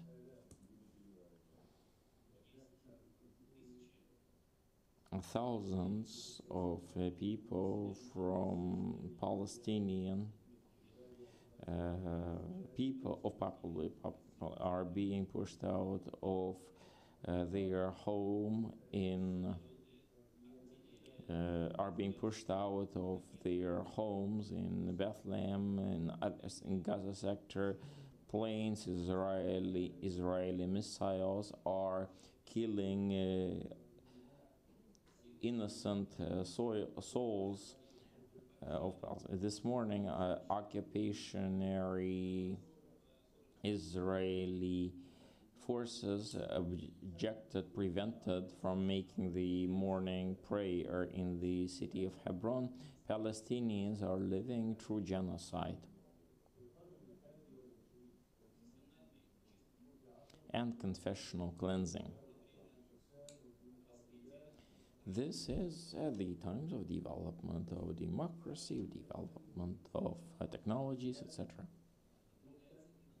Whole people are being genocide, are being killed, are being pushed out of their homes, their land, in the very sector of Gaza. Over 90% of structures have been destroyed by occupationary forces of Israel in the sector of Gaza. The western bank of Jordan River in Jenin, in Nablus, the residents are being pushed out of their tent camps. Their homes are being destroyed for the so-called resolution of Palestinian issue. In the Jerusalem, in the capital of Palestine, citizens, Muslim and Christian, are being forbidden to be acting, doing their actions, their religious actions freely. I have come from Palestine. I'm bringing the message to the Islamic world and whole of the world. Please, humanity, save humanness in Palestine. Please save humanity from the enemies of humanity who are killing children, women, seniors, destroying mosques, hospitals, schools. These are the true enemies of humanity. We are a community that believes in peaceful coexistence, in peace and cooperation, and we have extended the hands to the world for cooperation, for peace. But what's the result? The result is that Palestinians are being killed on a daily basis. The hospitals are being bombed every day. The sick are being killed instead of receiving treatment. They are receiving missiles and bombs. Death is following them everywhere. Our message is clear. We distinguish between the peace and destruction. We love peace, but we cannot give up. We cannot let our hands down or let our rights be forgotten. We have the right to have our own state and to make sure that our youth would live the way youth lives everywhere, and our children to live the way children live everywhere. And we would be able to build our homeland as any other states do. But we, of course, can't give up to the occupants, to occupationary forces, give up to this unfairness, injustice, because the peace and the world has only one foundation, is a justice. When is being done in the common sense, that's when peace is possible.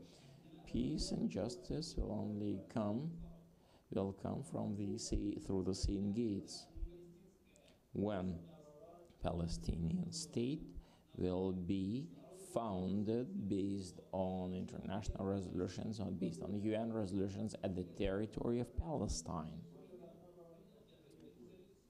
The world has jointly adopted this resolution. This is the only way forward for the world and for peace. The occupying forces cannot bring anything but xenophobia. They can only bring hate and occupation. Of course, we are resisting to occupation. Resistance is not a crime. People who resist occupation are not criminals. They cannot be called terrorism. True terrorism is occupation.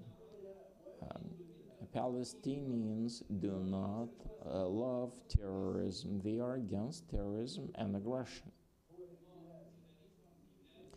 But it is the occupationary forces that are doing terrorism. They are the aggressors. Terrorism is when rights are being taken away from the totality of the people. When morning prayers are forbidden in the city of Hebron. Those killing children in this sector of Gaza sector are true terrorists. We are the ones who are objecting, forbidding the Palestinian people in practicing their right for self-identification, for preserving their dignity. Those doing it are true terrorists. We have agreed to use part of the territory of ours for building this state. Part because the true territory of Palestine is from sea to sea, from north to south. Our motherland, our fatherland, where children and ancestors were living for over 6 centuries. But we have agreed to compromise to build our state on part of this territory. But what else do they want? They want Palestinians to live Palestine altogether. I would like to state here with full sincerity that Palestinians will not leave Palestine. We will not give up on our territory, our land, our motherland. We would not give up on our Jerusalem, and we would continue fighting against the occupiers. I am confident that you are with us.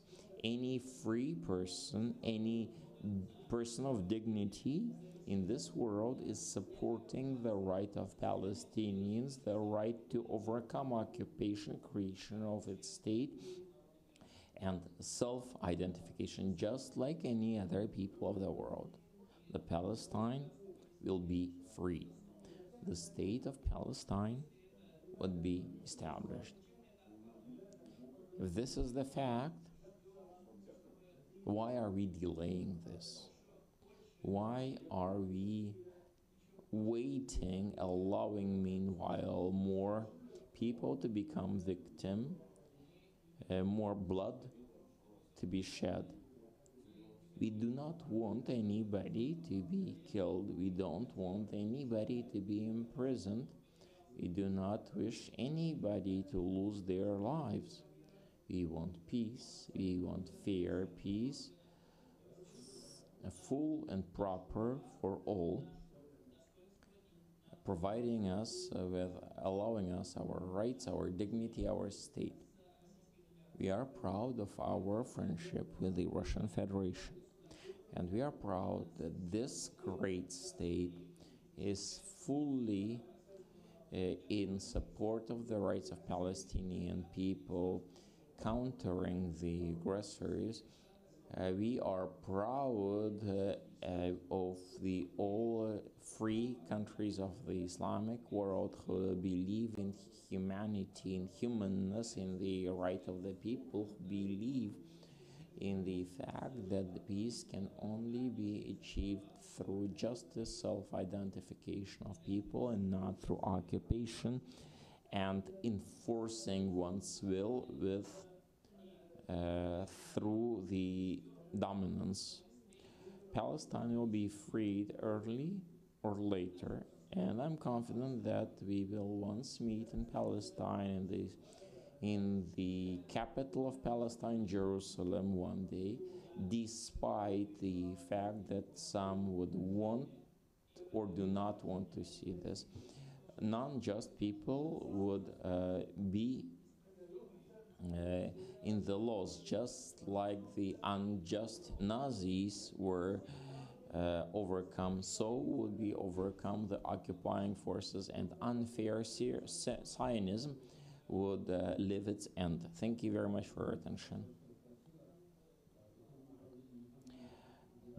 Thank you very much. Spiritual Board of the Spiritual Assembly of the Russian Federation is taking a leading position.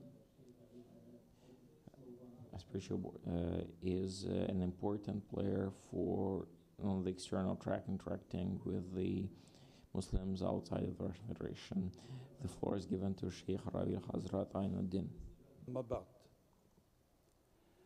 Уважаемый Марат Шакирзянович, Dear Marat Shakirzianovich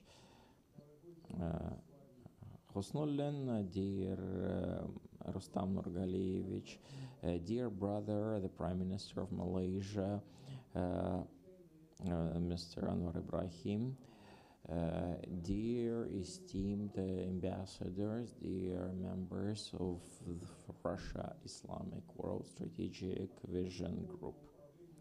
On behalf of the Spiritual Board of the Muslim of the Russian Federation and the Council of Mufti of Russia, our Muslim leadership, as well as 25 million of Muslim Ummah of Russian Federation, I'm welcoming you with all the kind wishes. Assalamu alaikum wa rahmatullahi wa barakatuh. Peace and blessings of Allah Almighty be with you. I am wholeheartedly congratulating Kazan with giving the high status of the capital of Islamic culture in 2026.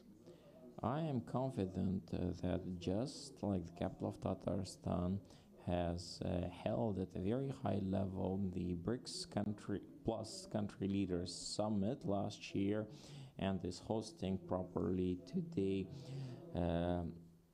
Russia Islamic World Kazan Forum and very sports event at very high level. Inshallah, Kazan will be able to demonstrate its cultural potential of a city of inter-civilizational dialogue in the coming year as well.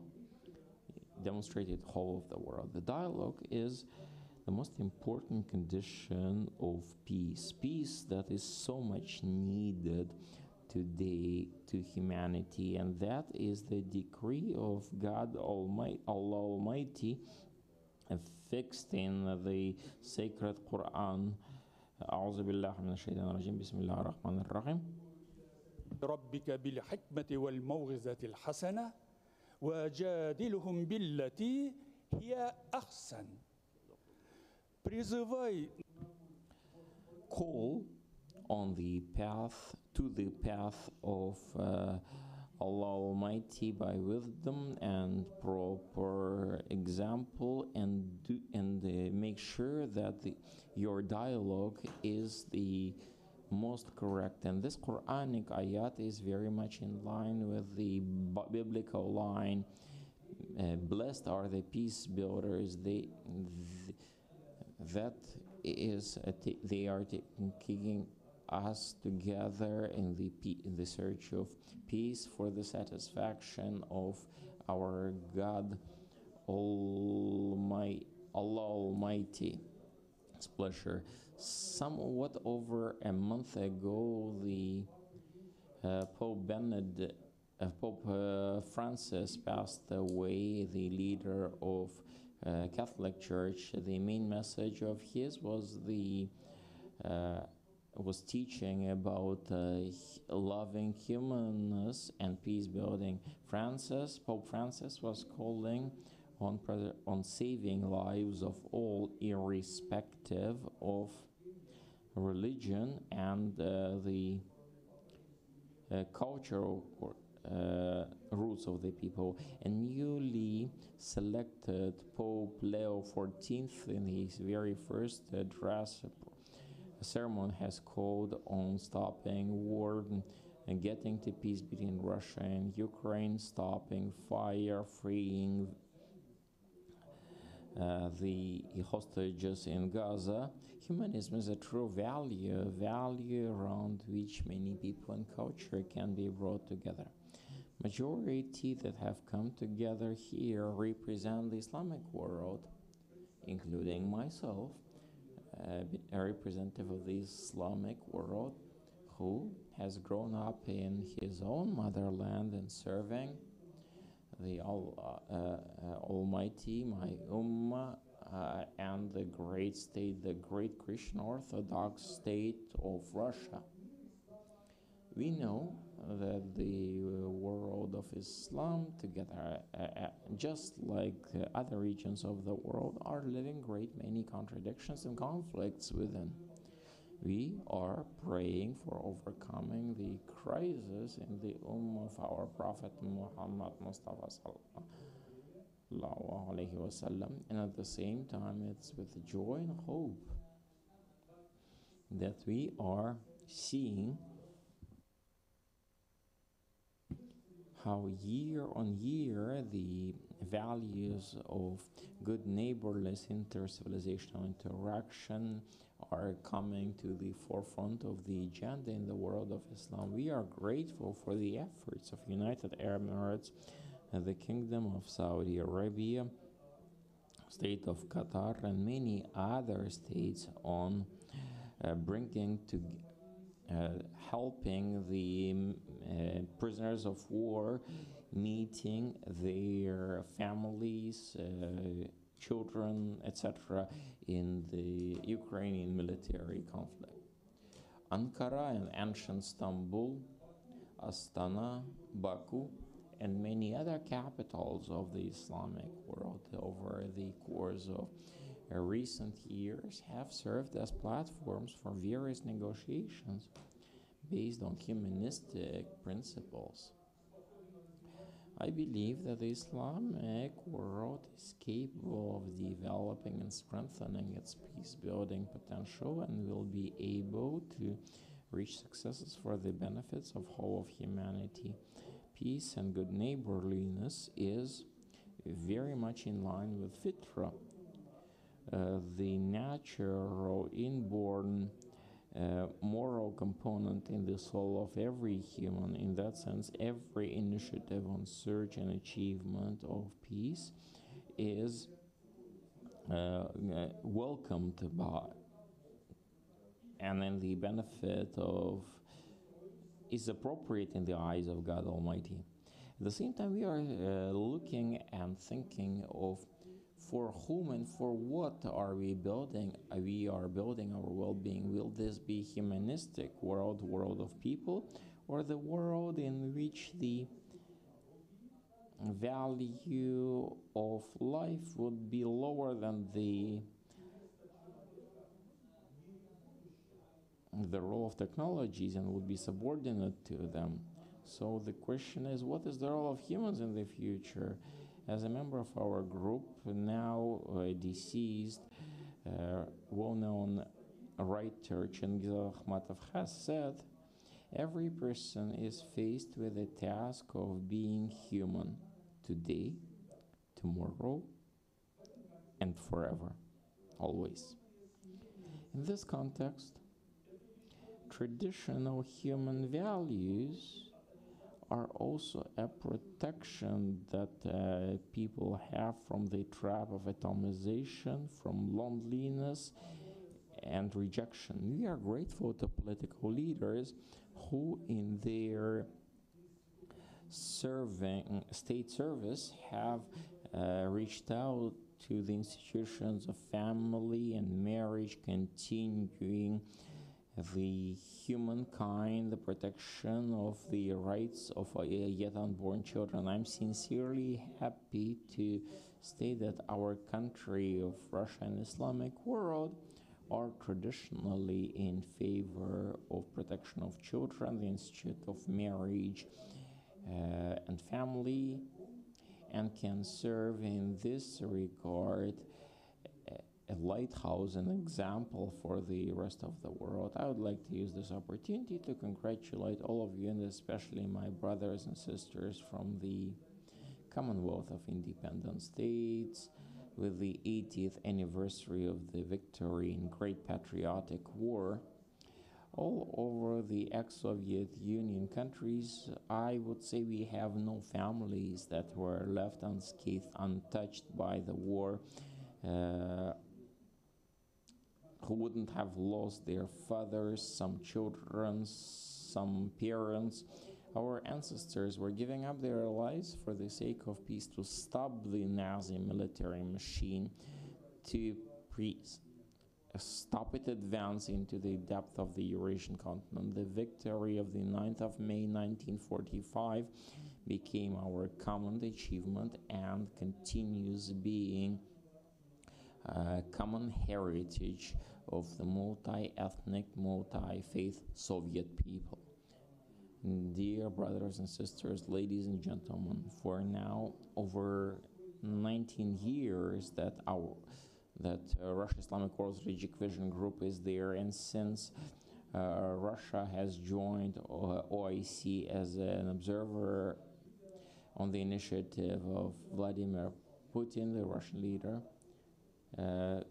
we will be now it is the 20th anniversary soon of these years.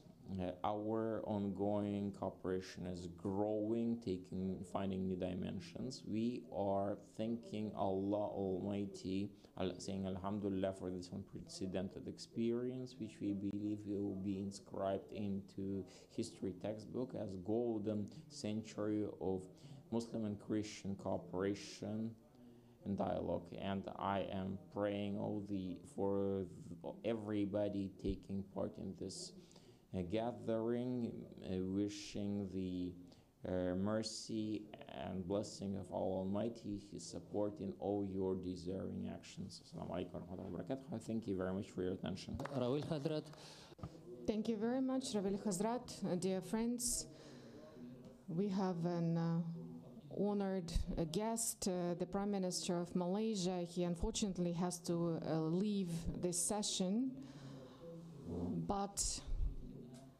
we will meet again at the plenary session of Kazan Forum in the afternoon, and this session will continue. Thank you very much, dear friends.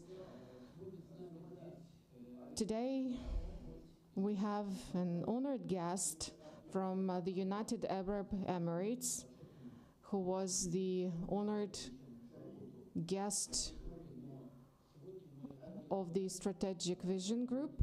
And today, we would like to announce that he has become the member of our Strategic Vision Group. And I would like to give a floor to Hamidi Havali Bazarihi, the chair of the forum.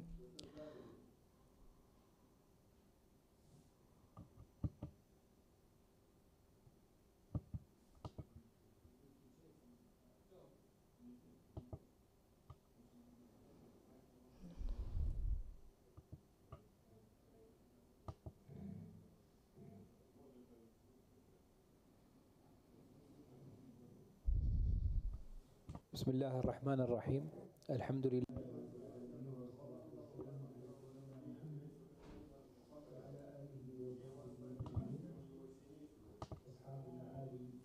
سعادة السلام عليكم ورحمة الله تعالى وبركاته. يسعدني دولة الإمارات العربية المتحدة وتمنياتها لكم بالتوفيق والسداد في هذا الاجتماع السنوي لمجموعة الرؤية الاستراتيجية روسيا والعالم الإسلامي. For me, it's a great honor to be here at this session.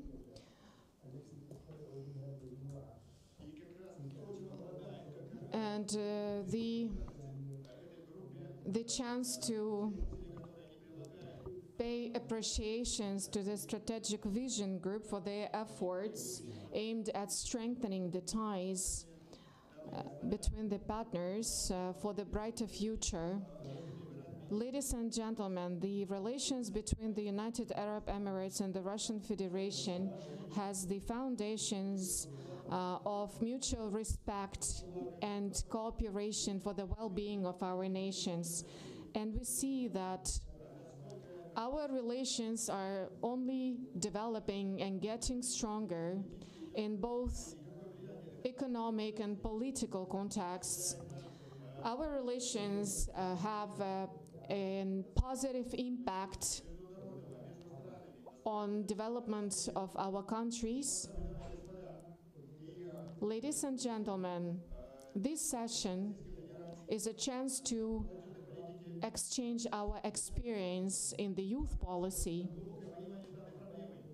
And young people, the youth, can have a positive influence on the whole civilization of our planet, because they can reveal their potential for the better future. That's why it's important to join our efforts in both political and economic cooperation and discuss the issues of upbringing and education. We have to talk about traditional values, about moral values, about love to our homelands. And when countries start interacting on these issues is definitely a good sign, and it can become the foundation for further partnership and development. And this is also a contribution into the global development and strengthening global ties. We have the common challenges like the climate change, economic crisis, cultural transformations, technological transformations. Seems like we don't have a chance to face these challenges. That's why it's very important to join in the efforts and to find a common approach to face the challenges. Our youth should understand that they are responsible for the future. They will build this future, and the development of any country is impossible without their potential. The majority of young people should believe and should understand the importance of peaceful coexistence, and each country has its own agenda, of course, but on any agenda, the youth policy is one of the most important and key aspects. So that's why it's very important to assess the efforts paid by each country to the development of the youth policy. The foundation, the founding principles of any country is the youth. And the United Arab Emirates, we always pay attention, both the nation and the leadership of our country, pay attention to development of closer ties with our young people. We have the Shabab movement, and this is a strategic goal of our country aimed at development of education and development of young people via educational programs.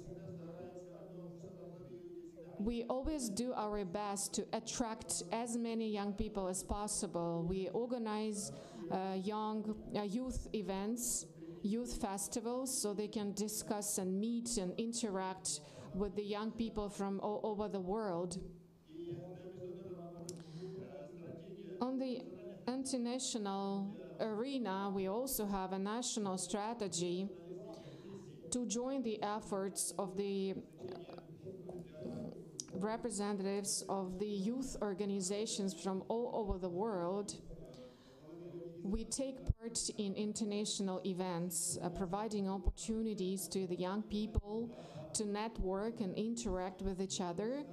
And as for us, for our generation, we have to communicate on the common issues in order to prevent the common challenges and threats like extremism and terrorism.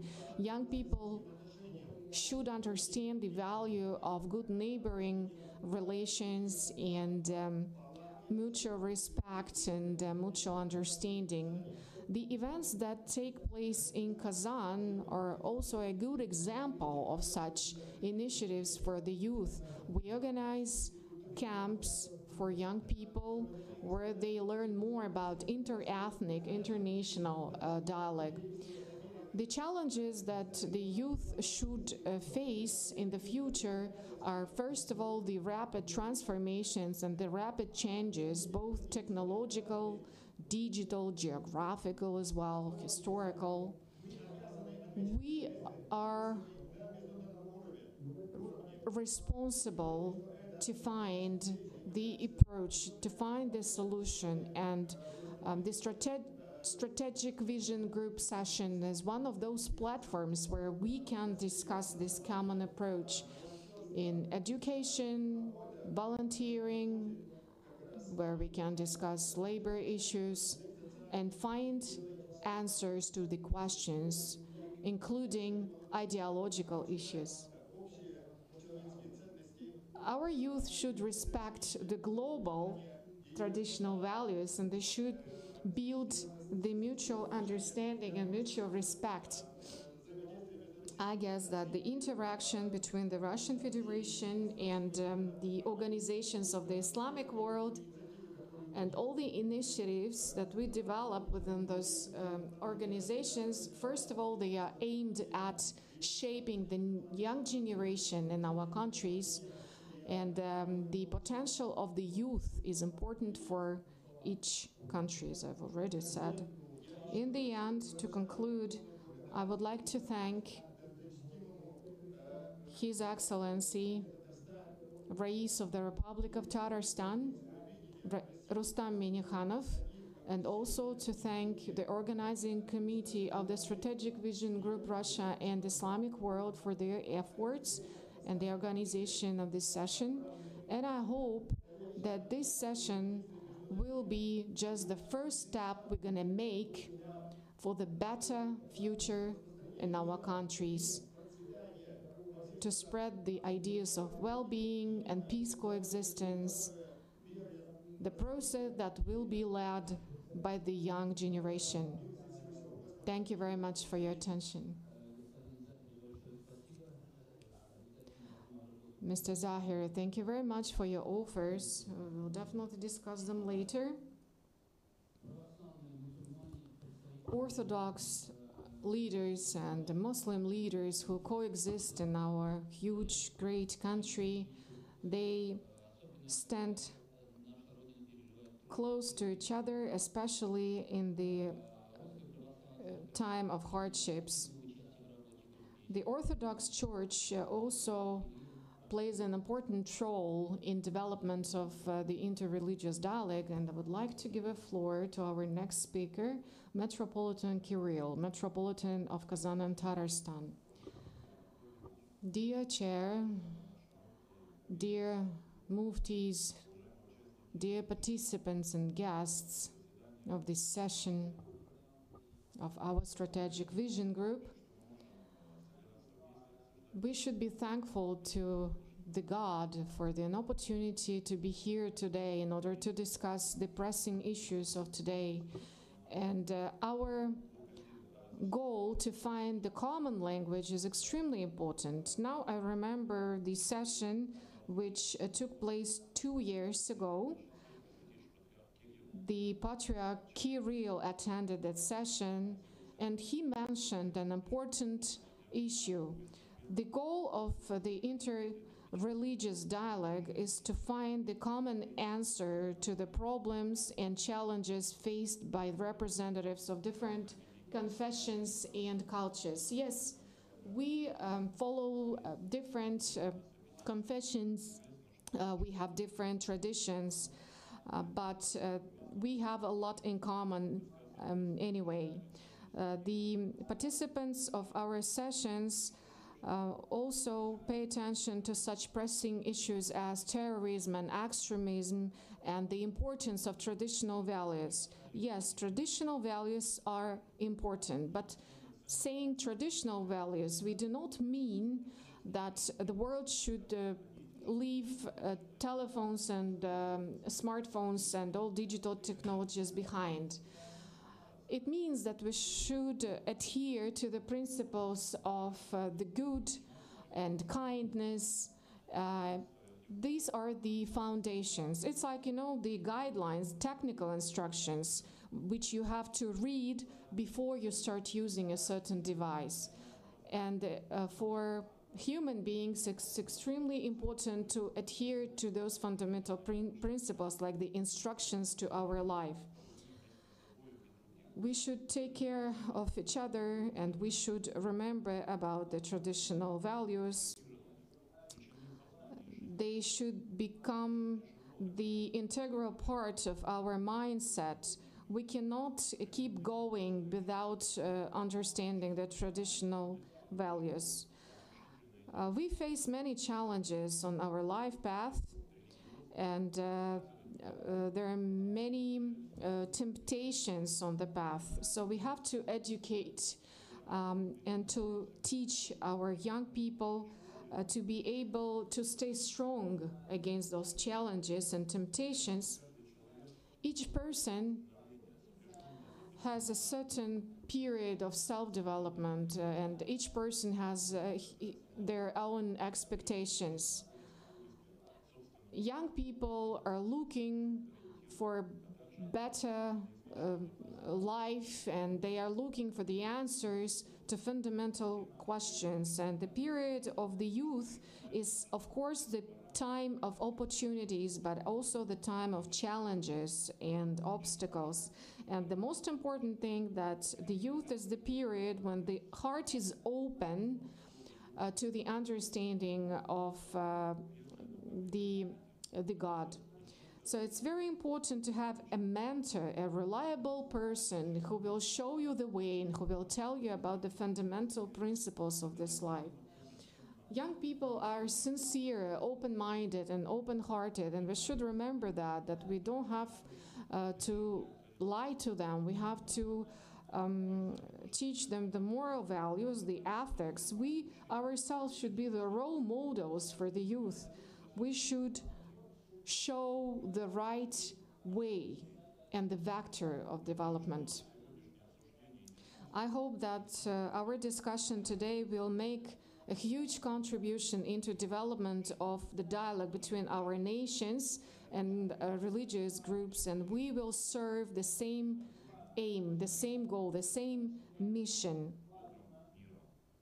for the well-being of this world created by the Almighty God. Thank you very much.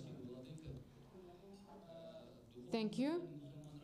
The spiritual board of the Muslims of the Russian Federation is quite a young organization,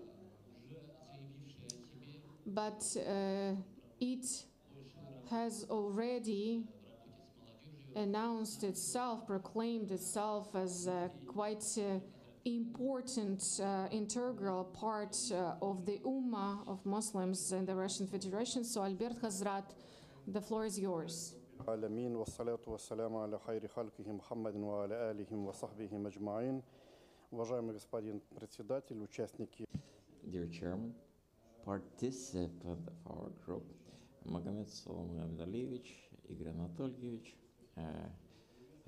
dear Teleka Metropolitan, sincerely welcoming you. Our gathering here is on the sacred day of Friday. I very much hope that this will be blessed by God Almighty, because the topic of discussion, taking care of our youth, about its raising, is very much in line with the sacred Quran and the Sunnah of Prophet Muhammad sallallahu alaihi wasallam. It's pleasing that to state that despite the efforts of the Western countries to destroy the traditional roots of our cultures, we are strengthening our cooperation, disclosing the strong connecting elements, assuring our future. We will understand that the youth is our future. It's through the developing our youth that we are assuring the cross-generational contacts, future of the country. The President Putin, quoting, stated that the future is a values of today and future of the country. And I'd like to know that the whole of Russia and the people of goodwill were celebrating the 80th anniversary of the victory in the Great Patriotic War that has a global value and will always stay in the memory of our descendants. We, the Muslims of Russia, are sharing and fully supporting the tradition, the tradition of strengthening our historic history and the great victory. We believe that falsification of the national history of our countries is unacceptable, belittling the achievements of the people of our country. We are very negative about the cultural canceling policy of the Western world, trying to negate the history of our countries, to ignore the outcomes, forgetting the outcomes of the World War II.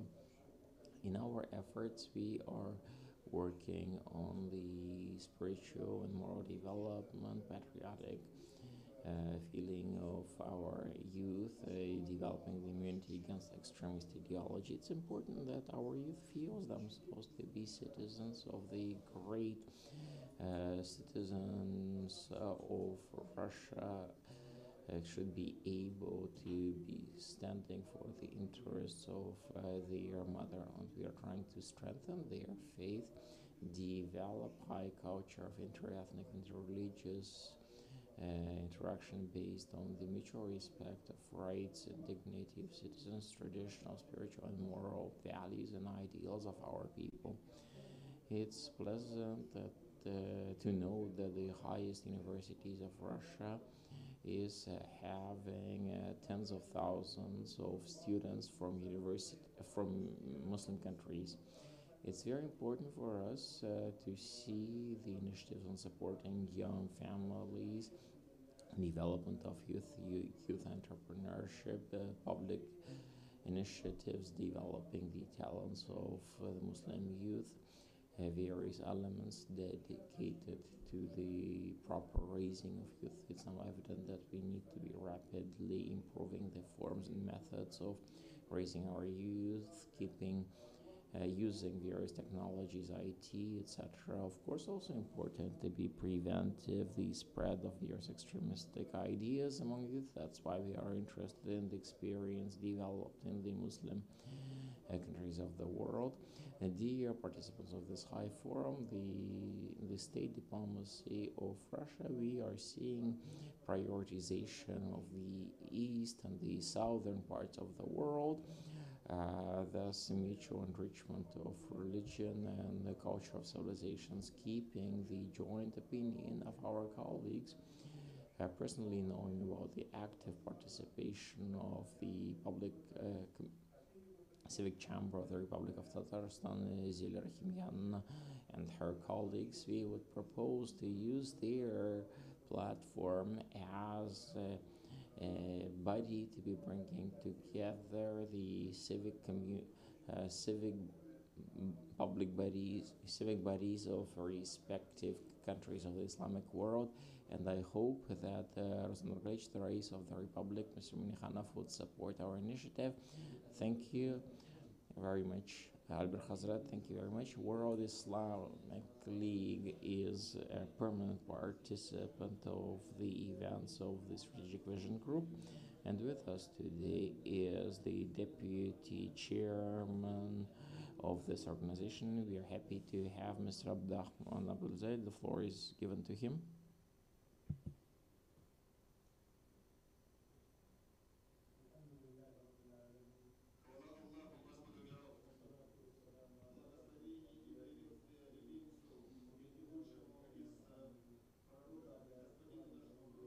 Это должно в оригинале звучать. Я возьму. وصحبه ومن اهتدى بهديه والتزم سنته إلى يوم الدين. السيدات والسادة. Dear ladies and gentlemen, I'm here to be passing the blessed welcomes from Mecca, where the last divine message has come down from the lands of Saudi Arabia. It's a great honor for me to be passing on to you, to the Secretary General Muhammad Abdul Halim Isa, the Secretary General of the World Muslim League and the leader of the Organization of the Islamic Scholars. This gathering is truly taking place at the times when the world is witnessing great transformations in economic and political formats, when economic challenges are taking place,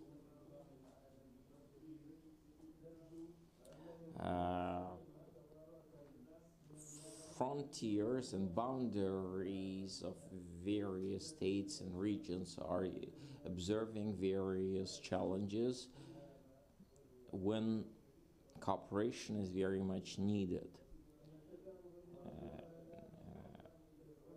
Dear ladies and gentlemen,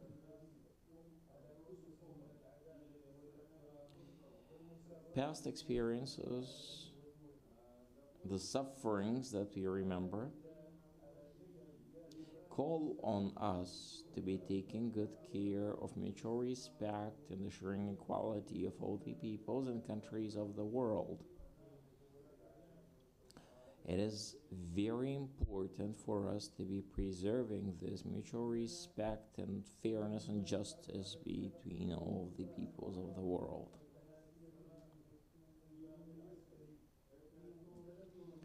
We are concerned and uncertain, uncomfortable with the fact that some countries are investing great amounts of money into militarism, something that can be destructive to peace and order. We indeed do hope to see the end of Ukrainian conflicts, which leads to the deaths of women, children, and other innocent people also in Gaza.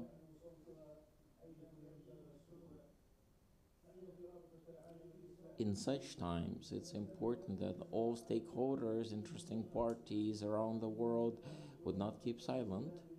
And we in our World Muslim League are always taking these conflicts and problems close to our hearts. We are doing our utmost to counteract the spread of extremism and terrorism, and are requesting all international organizations to call everybody to dialogue, the means of bringing people together, overcoming various problems. We are ready to be taking part with you in all of your projects to prevent destruction of innocent people, to stop bloodshed all over the world, to make sure that everybody is following and professing these universal values important for all of the United Nations that are necessary to take us to the stable world around the globe. Millions of young people now in the 21st century are very much concerned about the problems of the past, which demands that we create a new environment with the dialogue of all people, mutual respect, and implementation of human rights.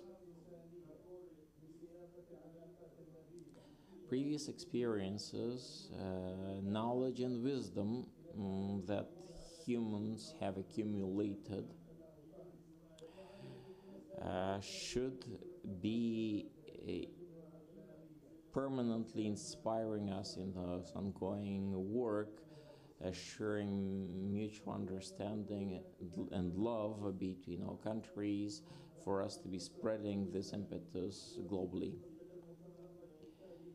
The World Islamic League, remembering its role in its historic declaration of Mecca, has declared support to this, to the importance that the young people protect their faith, their culture, and their language. The chapter 27 of the Declaration of Mecca is speaking about the importance of protecting young people from fake teachings, from extremism and terrorism, to assure a mechanism and solutions that they interact with representatives of various confessions and ethnicities, to make sure that this is in their hearts, assuring interaction and good neighborliness, cooperation and exchange of valuable experience, which everybody has, something that Islam calls on and is being its foundation. The Meccan Declaration is stating that it's not only the regular people, but also the leadership of Muslim countries should be bringing together international youth forum for our youngsters to be able to interact with one another, exchanging experiences, be it within the Islamic world and wider. to be addressing the challenges of young people, to be looking at all the elements of these challenges. Of course, exchanging experiences, discussing various questions and feelings that they are leaving with other people to help us to get to new good outcomes. The scholars of Islam should be clarifying the position of Islam for towards the youth, to be taking good care and giving attention to the development of youth for peace and concord between various confessions and ethnicities, irrespective, despite all the unique elements that all of us have. History does have many examples of the kind, so that that we would would avoid respective challenges in the future. In the year of 1445 Hijrah, we were having and organizing a conference dedicated to building a bridge between conferences, to be promoting proper education that will be strengthening the development of the Institute of Family between among young people, and of course contributing proper thinking, proper structuring relationships in families, education, raising, and two declarations that were signed and supported by our king of Saudi Arabia, and the prince and the royal prince, and Amir Mohammed bin Salman. May God Almighty be protecting our leadership. Dear August Body, the sincere efforts directed at the well-being of humanity is calling on us to be applying the Russian example, the model demonstrated for the benefit of all of the world. Now we are seeing how this country that has great many faiths and ethnicities living together in peace and concord as single nation in all of the corners of Russian Federation. And despite all the diversity and uniqueness, and this cultural diversity is its treasure, something that helps Russia to keep going forward, turning it into one of the strongest nations.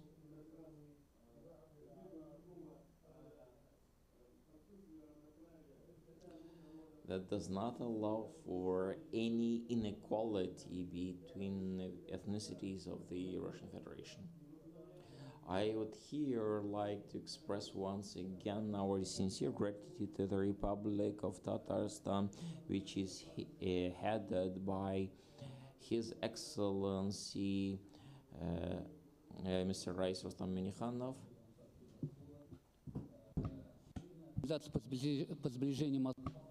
Thank you very much for your remarks. The organization for the reapproachment of madhabs from Iran plays a crucial role in this organization, and I give the floor to Secretary General of the World of Organization.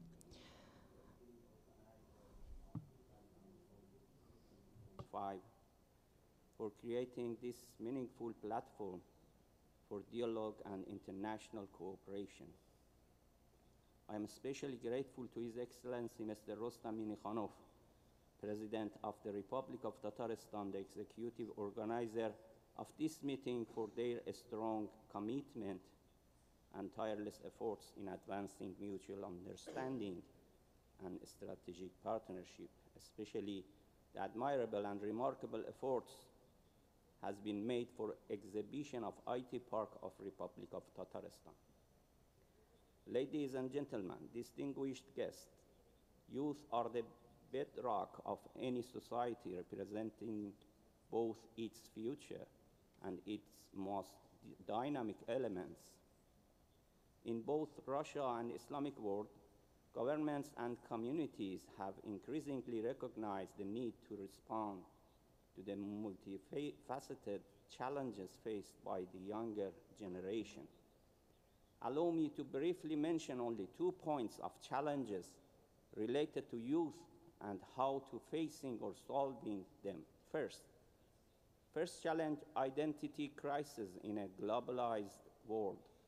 In today's interconnected world, where individuals are constantly exposed to global media and cultural flows, young people have extraordinary access to elite role models and idealized lifestyle of social network, influencers and celebrities who admired for their wealth, fame, and luxurious lifestyles.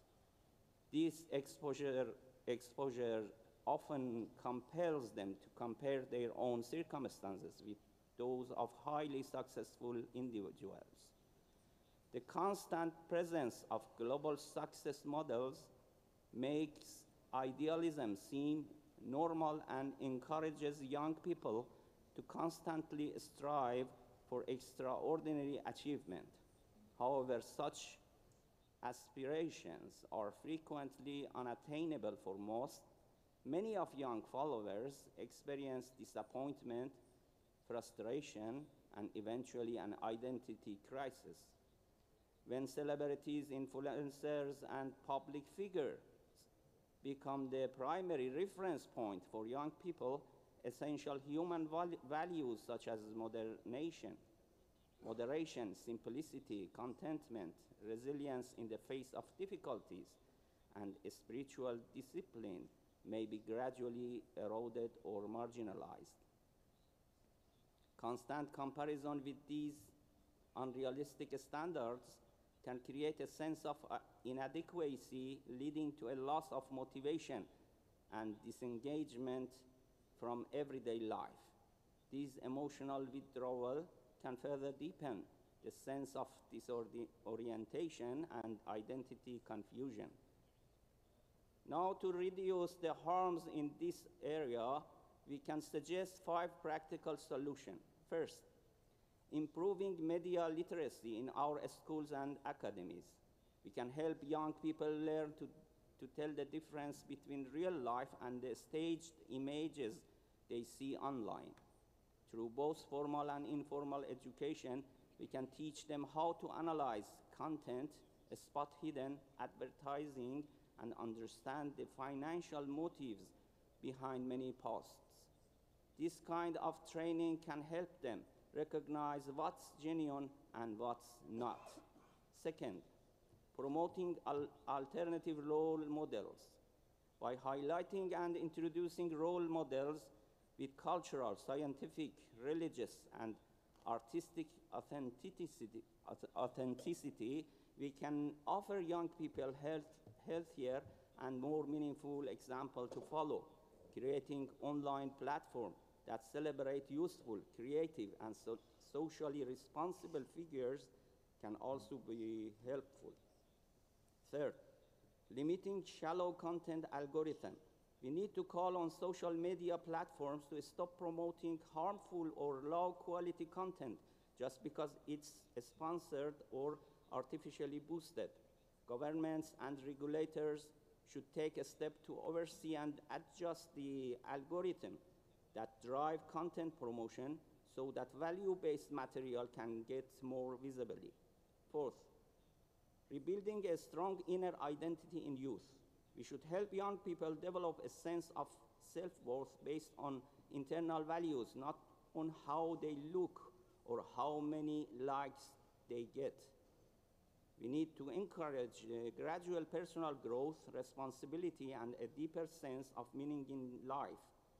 TV shows and movies that appeal to young audiences should be shaped in ways that inspire responsibility and hard work. It is essential that we invest more than before in creating films and series that promote these values. Fifth, and maybe most important, parental supervision and educational involvement. Families need to play a more active role in guiding their children's media habits. This also means that law and policies should support and strengthen the family unit. Parents should not lose their influence just because of idea about unlimited personal freedom. In the past, we may have needed to protect children from overly strict or harsh parents, but today things have changed.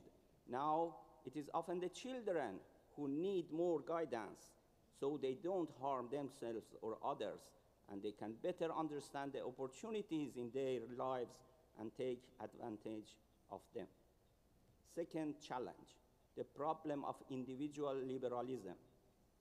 Some young people aspire to be free and act independently. Whenever they seek to challenge or abandon social traditions, it reflects a liberalist approach toward those traditions. However, many other young individuals continue to adhere firmly to their society's national and religious traditions. This phenomenon has created a generational divide, producing a dual character within the younger generation. It is important to recognize that the concept of absolute freedom pursued by Western world had reached a dead end. Absolute freedom exists nowhere in reality. And the slogans of liberalism remains nothing more than slogans. While individuals may lean in certain direction due to unrestricted access to information, a traditional society does not simply and suddenly abandon its heritage. We must value multiculturalism and allow traditional values to flourish alongside new ones. Countries like Russia, Iran, Turkey, Egypt, and other countries, nations rooted in centuries of history, possess invaluable legacies of literature, customs, and religious heritage that have shaped their historical landscapes. These values must be honored and preserved. Western individual liberalism cannot replace these traditions in the long run. It is our responsibility to safeguard this rich cultural legacy. Western liberalism in reality is not about individual freedom. Rather, what truly exists in absolute utilitarianism pursued by Western governments under the mask of freedom. We advocate for multiculturalism, and history will eventually prove that globalization driven by individual liberalism, practically the unilateral model promoted by United States, will not succeed. Joint solution and strategic recommendation should be as follows to change the challenge to opportunity. First, promoting ethical and value-based education. Russia and Islamic countries can collaborate to design curricula that reinforce moral values, civic responsibility, and critical thinking in the educational institution. Second, supporting youth entrepreneurship and innovation. Joint investment funds and bilateral exchange program can support startups and vocational training tailored to youth needs, as we did this in Islamic Republic of Iran by supporting of Deputy of Presidency in Technology. Third, countering extremism through soft cultural power. Religious scholars, educators, and cultural leaders from different regions should engage in joint campaign to promote moderation, interfaith tolerance, and critical media literacy by introducing real Islam and preventing Islamophobia. Real Islam is a faith based on love and brotherhood. It encourages unity among Muslims and treats non-Muslims with respect and commitment to human rights.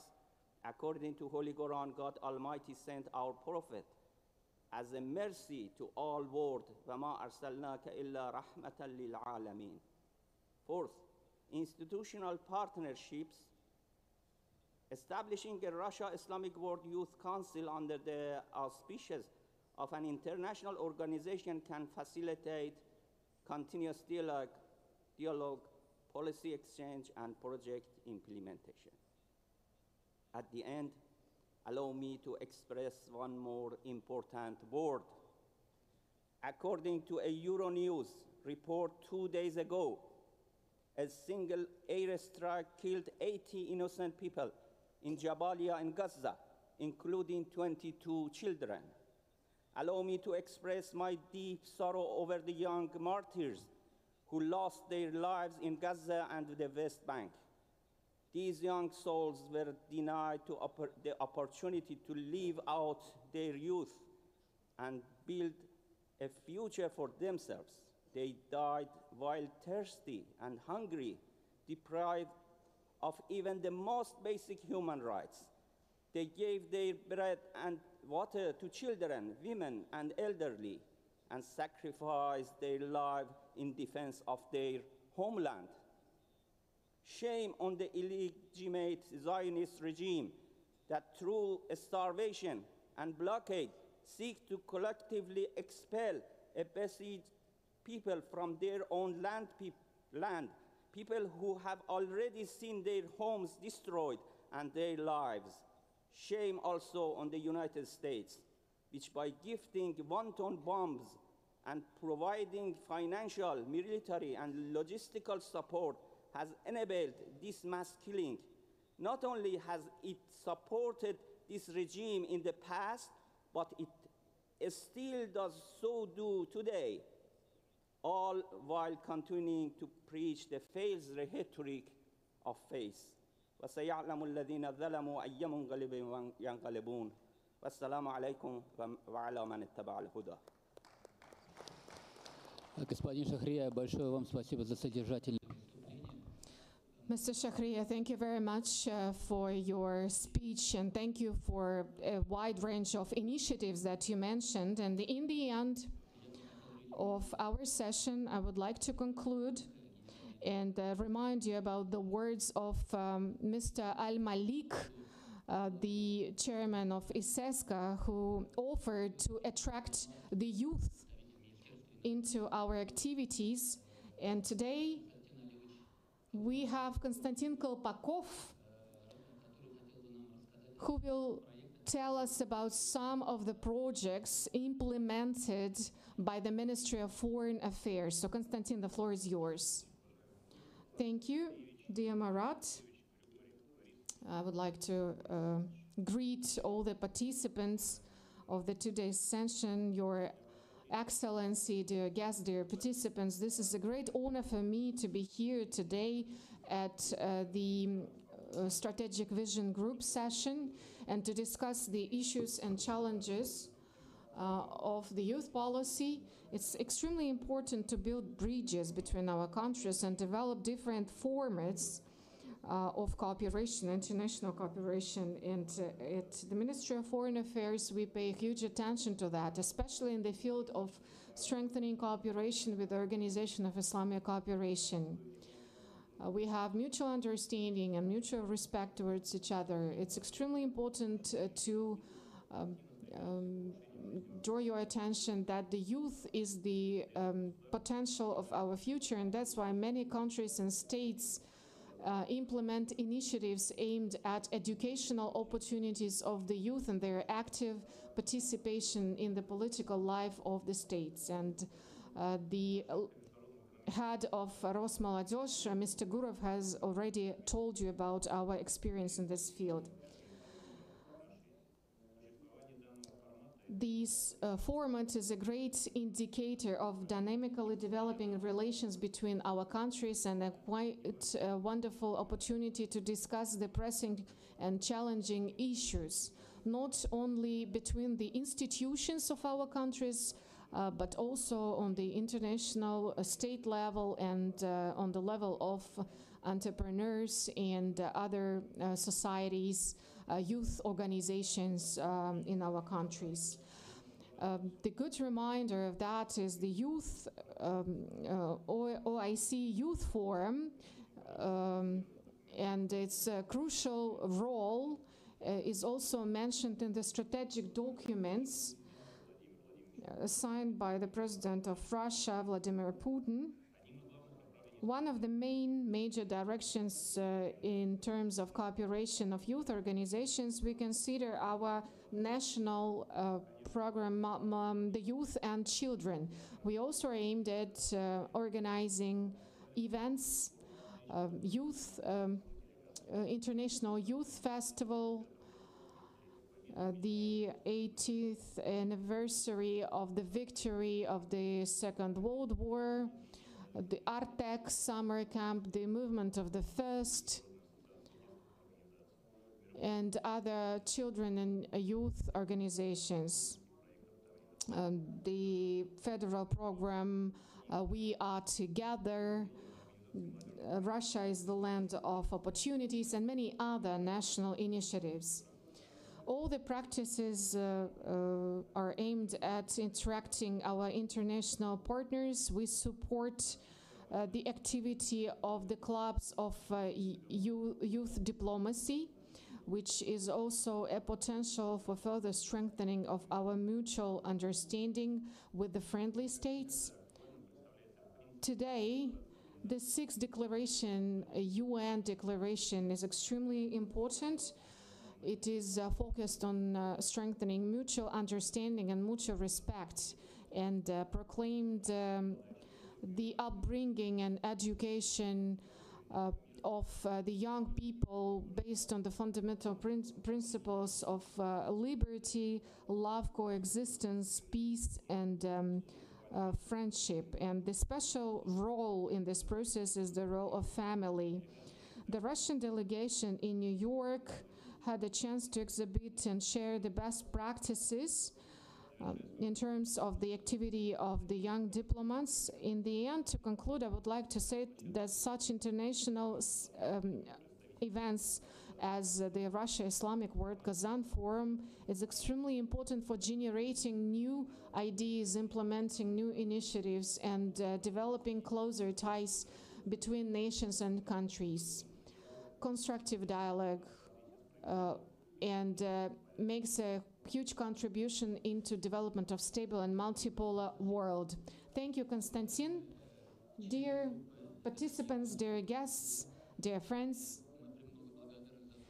we appreciate that you were here today with us. We appreciate your patience because we are like 40 minutes left, unfortunately.